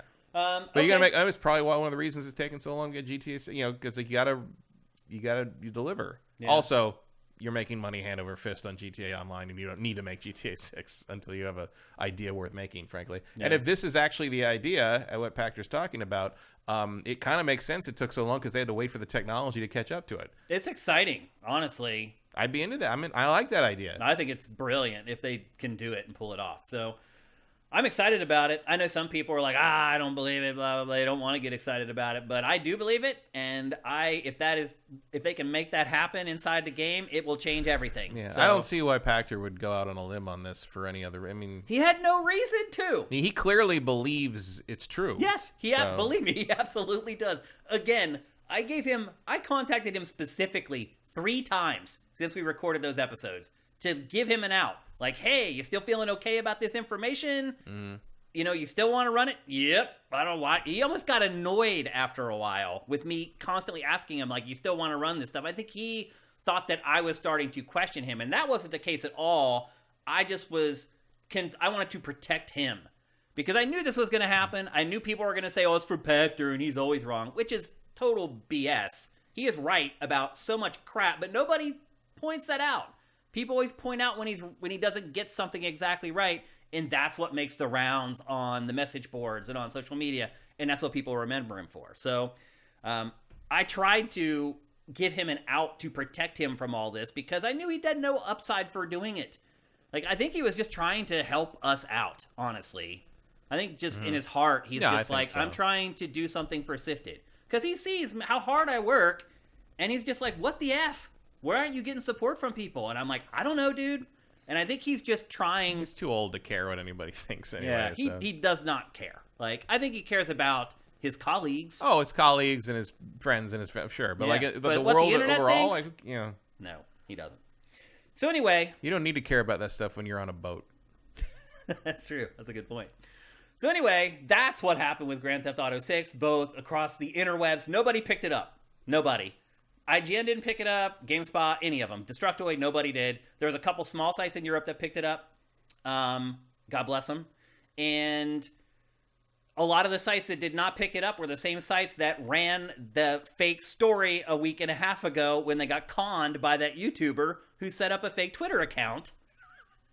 Did you not know this story? No. So this YouTuber just did an experiment to see how much he could manipulate the press. And he... Oh, I did hear a little bit he started a Twitter account and just wrote like 500 tweets or whatever, just guessing at stuff that may happen in the future. Left it all private.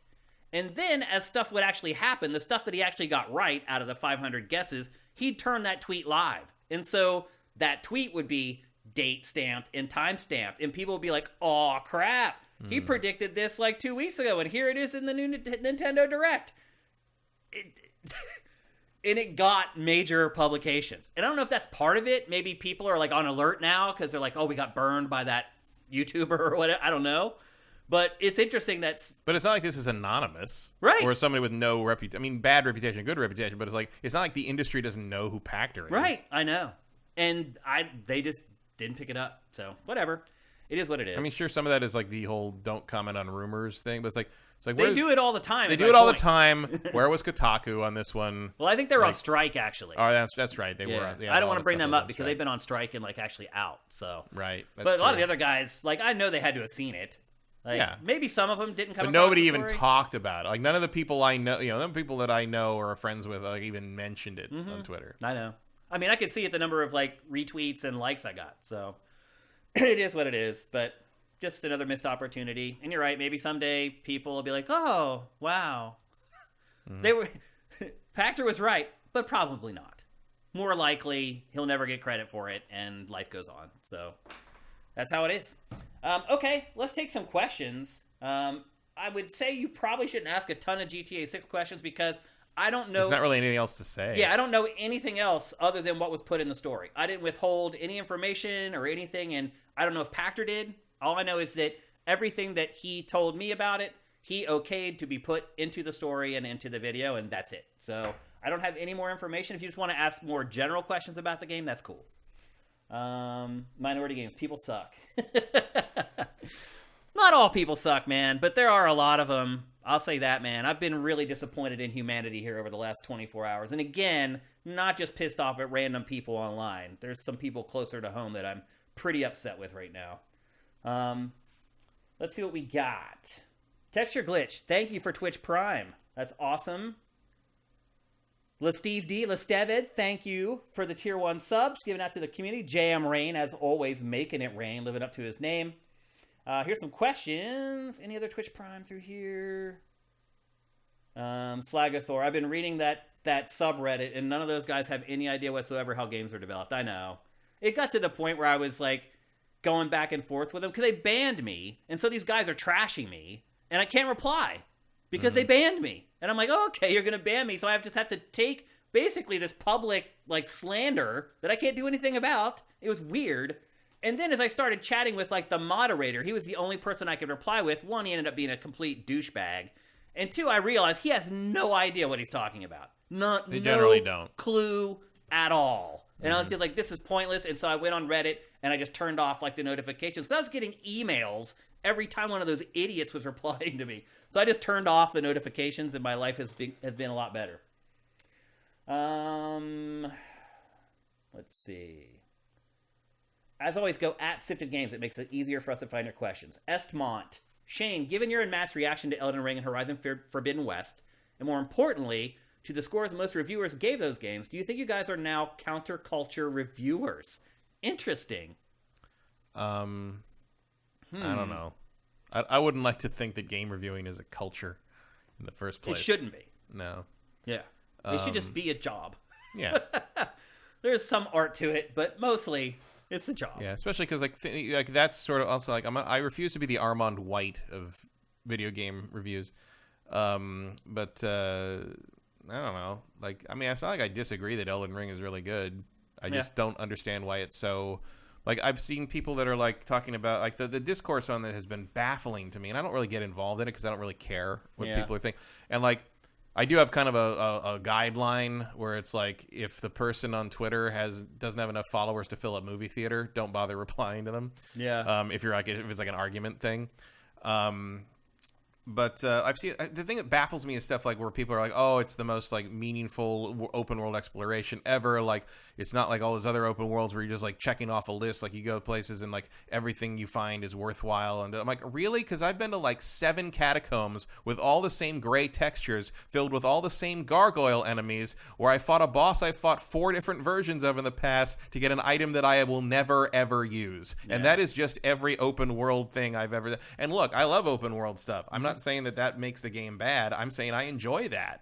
But I'm also saying it's not any better or worse than what any other open world. If you think that's okay, why is it not okay to have a bandit camp or a checkpoint in Far Cry or whatever? Like, it's all the same copy pasted stuff. It's just semantics. Yeah, that's really all it is. And sure, you didn't have an icon leading you to it, but you can turn the icons off in Assassin's Creed and Far Cry too. So what's the difference? Like, I don't. And look, man, that's the same argument as like, why does it bother you if there's an easy mode if you never touch it? It's exactly. the same logic. Because then no one knows automatically that I didn't use the easy mode, and that makes my ego smaller. Exactly. So, ding, and ding, then, ding. And then, like, on top of that, like, there's stuff where it's like, you know, oh, like, look, like, early on, yeah, it's fun to ride around the map and find stuff. Oh, there's a cave, what's in here? But I'm 100 hours in here, and I'm out of stuff that I do. And, like, at a certain point, I'm like, if I don't understand what they want me to do or where this, like, you know, the golden arc is pointing me, like, I don't understand what you want me to do or what this thing, where's this?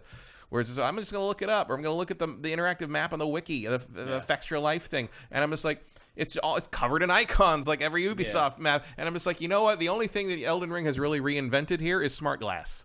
Yeah. I've just got a second screen now. I think one thing that both of us probably agreed on about Elden Ring is that it wasn't held to task for things that other games are held to task for. In general. All. Look, man. Like the visuals, like...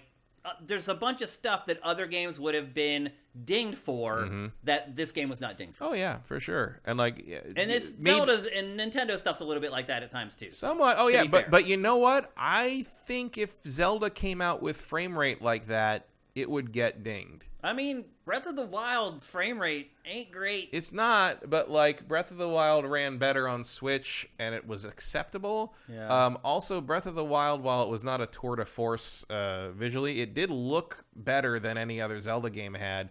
I think Elden Ring... But it had no story. No, but Elden Ring the also... world was empty a lot of the time. I will give Elden Ring this for sure. Well, not give it. It doesn't have much of a story either. I mean, it has a lot of lore. Yeah. I did think it was very funny that it basically turned out that George R.R. Martin wrote the backstory of the world and the gods and the setup, and then up until the Shattering, basically, and then took his backstory and just applied cataclysms to it until it became Dark Souls again. Yeah, I know it is. Like it's very funny. They managed to get it there in the end anyway. And then just mad-libbed all the Dark Souls elements into, they're shards now. Okay. Right. I was talking to one of my friends about like helping, telling him like to do this or look for this item or whatever. It'll help what he's his build he's working on. And I'm like, and at one point I'm like, oh, what? He's like, what do you? People are like, oh, joking about like, oh, do you want everybody to have like, scout finders or whatever from Dragon Ball Z? I'm like, well, I do have that useless telescope thing, and I have over 9,000 shards. And he's like, what are shards? This is a man who's played this game like 20 hours. Yeah, and I'm like, souls. He still didn't. It's just what souls are. It's what they call souls in this game. And it's like, oh, okay, I get it. I'm like. Sometimes I feel like I'm alone among the games press in my feelings on From Software's games, and I am not actually. I watched one of IGN's podcasts, or multi-platform podcast, Game Scoop or whatever, and their whole staff is like me. Yeah. So I was like, okay, not all games I think journalists... most people are, and like there's this whole... I know most people aren't, but I thought a lot of journalists were got in the wool from software most fans. people, I think most journalists have an appreciation for them, but don't get in the wool. I mean, look, like this game has disrupted my sleep patterns. Like I am into this in a way that like I'm just continually thinking about it, and that'll end in like a week. I'll finish it and I'll get past it. So it's not like I don't get the obsession over these things, but it's like some people just chase that dragon over and over, will not play anything else, or not get beyond it. And it's just like, yeah, they're really good, but it's like also there's a lot of flaws. Like the way these things are presented is in some cases is a questionable creative choice, and in some cases is objectively dumb. Like I'm sorry, the fact that the backing out of the map is not the same button as opening the map is stupid. And I actually saw someone on Twitter today say that it should be that way, because if you ever tried to open a map and close a map in real life, because closing a map is harder because you have to figure out how to fold it. I'm just like, go away. All right, we got to get on to other questions because there's a bunch in here. That was a good one, though. Thanks, Ask Mont. That's hilarious. One Supermaster Gamer, do you think your content is too mature for the gaming industry? Feels like the most popular site influencers seem to get attention. I think we're too old. With consoles, wars, extreme takes, is gaming still an immature art form? Yes. Yeah. I mean, the immature art form, I don't know about that, but it is an immature fan base. Yeah, they don't... it's telling to me that there's always pushback when I give my theory, which I'm pretty sure is fact, about why the 7 to 9 scale exists. which is like, so if you have a 10-point scale, how come everyone thinks everything under a 7 is bad? Whereas like there's a lot of other reviews, books and stuff, you give something a 5, people think it's average. Right. If you give something a 7 in gaming, people That's are like average. or maybe starting to be a little average. bad. Why? Because a 70 in American schools is a C-. Yeah. Because the fans of video games who read video game reviews are children in school. But why? So we applied the percentile grading system that we think of as what we get on a test. But why haven't they done that for movies and books and stuff? Because those industries and the consumers of those like criticism and reviews were adults. Oh, okay. Adults read movie reviews. I mean, I was a kid. I read movie reviews as a kid, but those were established as Consumer Reports resources for adults. Video game reviews were written for children, and over time, the culture, I hate to use it, but culture grew up around the idea that below 70 to a kid in school in the 90s was failing. Yeah. Or at least it was going to be failing if you brought that grade home to your parent. I'm going to say D isn't failing, but no parent wanted to see that. But that is sort of the emblematic thing to me of like, it's immature in the sense of how it looks at things and considers things a competition. Also, the console warring thing came about because as kids, we couldn't afford all the video game consoles. So you had to convince yourself the thing you'd blown your money on was the right one. Yeah. So that's where console wars come from. That goes away as you're older and you have the money to, I don't know now, like the economic situation for the millennials is probably different. But once I had enough money as an adult to buy all the game consoles, I no longer cared about the console war stuff. Yeah. Yeah, that's part of it. I mean, just in general, the hobby does skew younger. Now, you guys know. Although not so much anymore. It's just... Well, here's the thing. But it's hard to shake that... it's 25 plus years of culture on that. I hate to call it culture, but it is. You guys have followed me and Sifted since we launched. Like, you know that I built Sifted for people like us. For, I don't want to say like middle-aged folks like Matt. Like, honestly, Matt and I are even a little bit older than the demographic I wanted to build Sifted for. But I did want to build it for adults. I mean, people who are rational and speak to each other with respect. Things like that. I wanted it to be heavily moderated so people felt safe and protected on the site. Blah, blah, blah. What we found, though, is that while there are a lot of people like that, people our age who really like games, they have too much other stuff going on. And that was also kind of the idea behind Sifted was, hey, these people are busy. They have kids. They have careers. They need to go someplace and have a 5-minute snapshot of what's going on in the industry, and then they need to get out. Although we certainly, when we were younger, our generation certainly had its console wars. Oh, for sure. Such. But, I think that's also, I think people like there's a difference in depending on what you grew up reading. Like, you and I read more thoughtful game review people. Like, my game review idol is Andy Eddy. Right. Who wrote for Video Games Computer Entertainment, but there's a lot of people our age. A lot of people our age who read Die Hard Game Fan, and that was a very different mentality to grow up reading reviews for. Well, let me just stop you there. We read. Well, yeah, there's that too. We read reviews. There's a huge difference between reading a review and going on YouTube. And look, I'm not slagging people who do this. Like, there's an audience for it, and someone needs to supply this content. But it's low-hanging fruit to go watch some dude rage on camera for 18 minutes about some game. Like, it just is. And I consume frivolous media and frivolous pop culture too. I'm not completely immune to it. I'm not trying to say I'm better than everybody else, but we do tend to create more thoughtful, honestly mature content around games. And if you're asking me if I think there's a gigantic market for it, I do not. I think we've proven that. I think we have proven it. Yeah. I mean, Pachter, especially because the prevailing, the popular podcasts are just people gushing over stuff forever. Yeah. Like, there is no conflict. It's not even just in games, though. It's the same thing in sports. Like, the people who just gush over the favorite team, that's the podcast that does well. Steelers fans.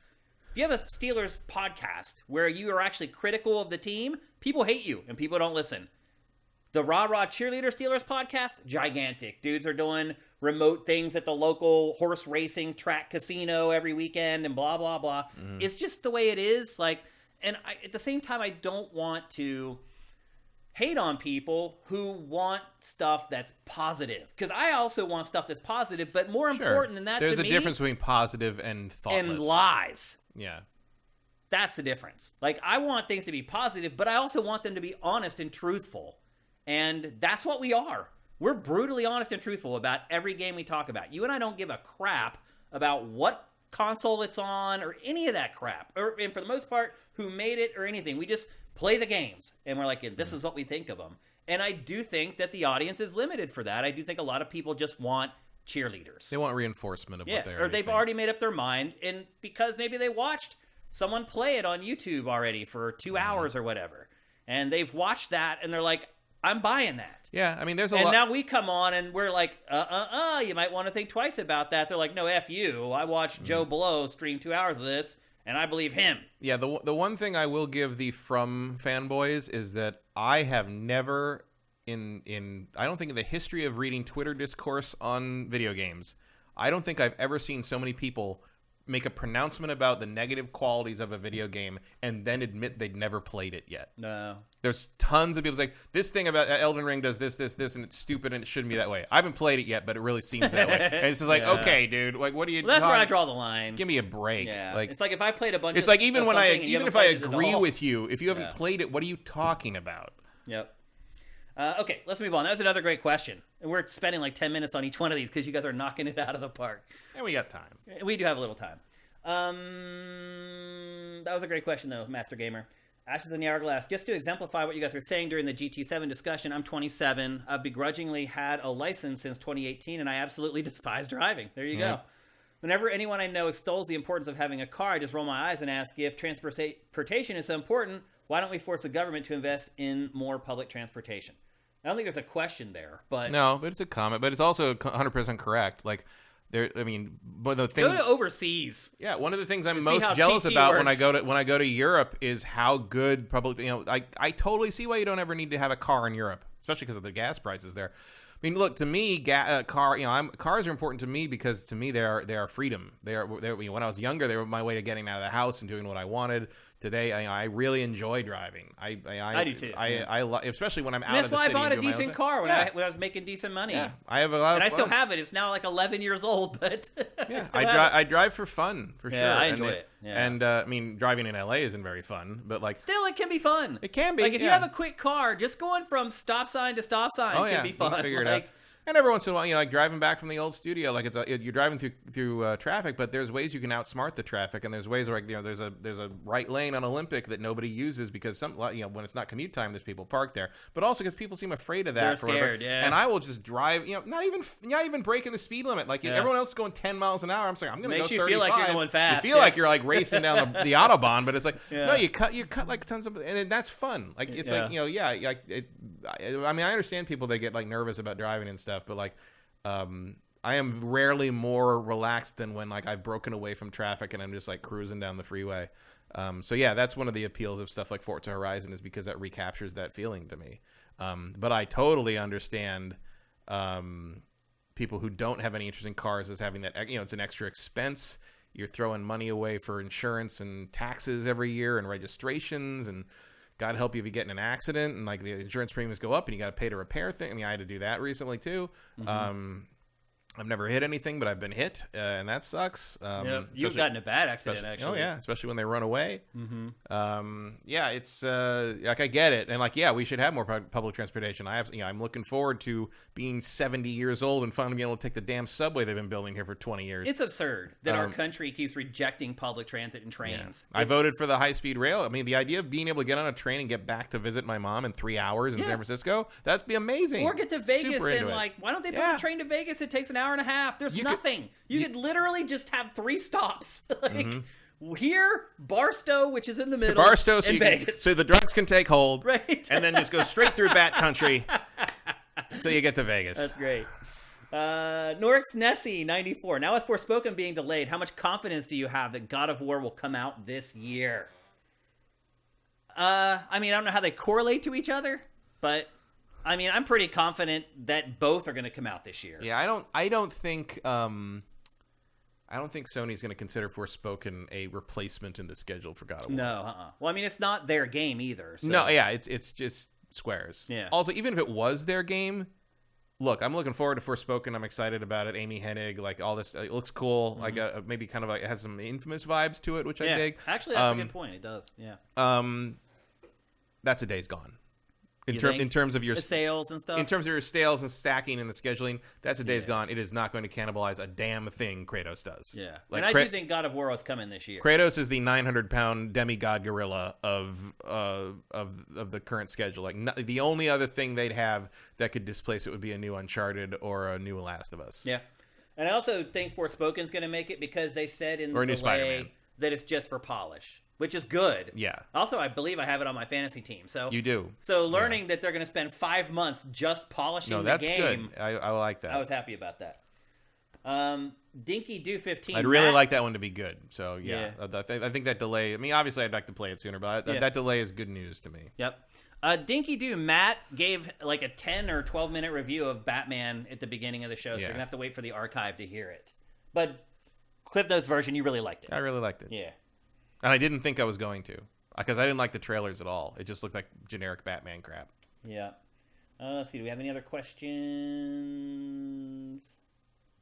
LOL, PC gaming subreddit just deleted my post about the GTA scoop. Yeah, they don't want to hear about Rigor it. Mortis UK. They don't want to hear about it. It's weird.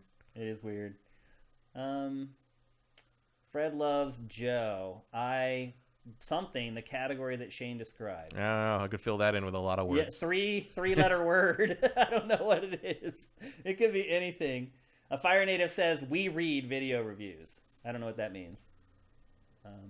I'm partly at fault for the fact that you guys hardly ever read reviews. The two of us kind of created video reviews. Yeah, like that was literally a thing we were assigned to do at one point. I think we're a little guilty of what has happened. Like we were assigned, literally, you and me were literally assigned to create the engaging, like funny review, how you video do that, review, as opposed to the extended play stuff, which was very dry and informative, kind of car and driver sort of thing. Honestly, most outlets though do what we did on extended play, which is very dry and like. Well, because there's the difference between like the extended play was car and driver, and X play was Top Gear. That's a good way to put it. That's a great analogy.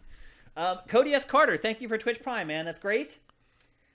Noxatornitis. I rarely share the same opinions as you guys.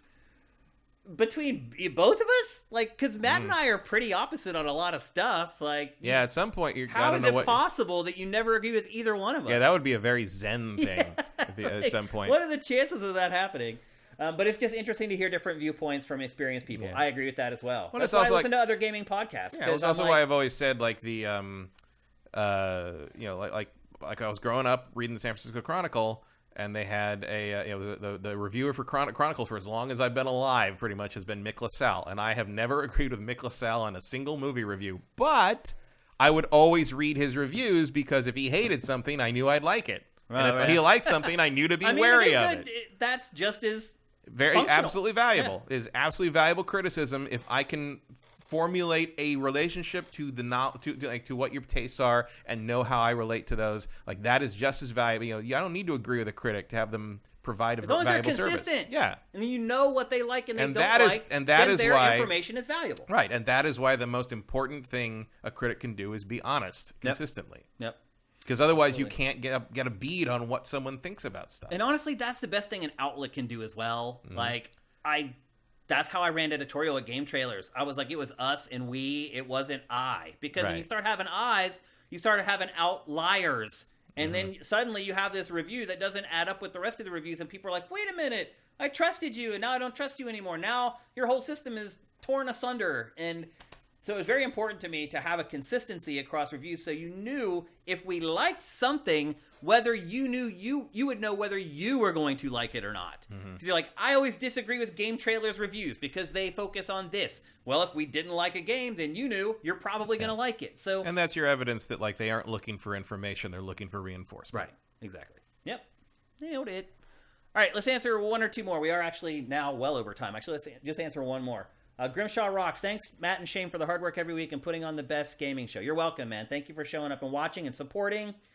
Last one, Deadly Virus Evo. Any predictions for tomorrow's State of Play? Think we're going to see first God of War tomorrow, Matt? That'd be nice.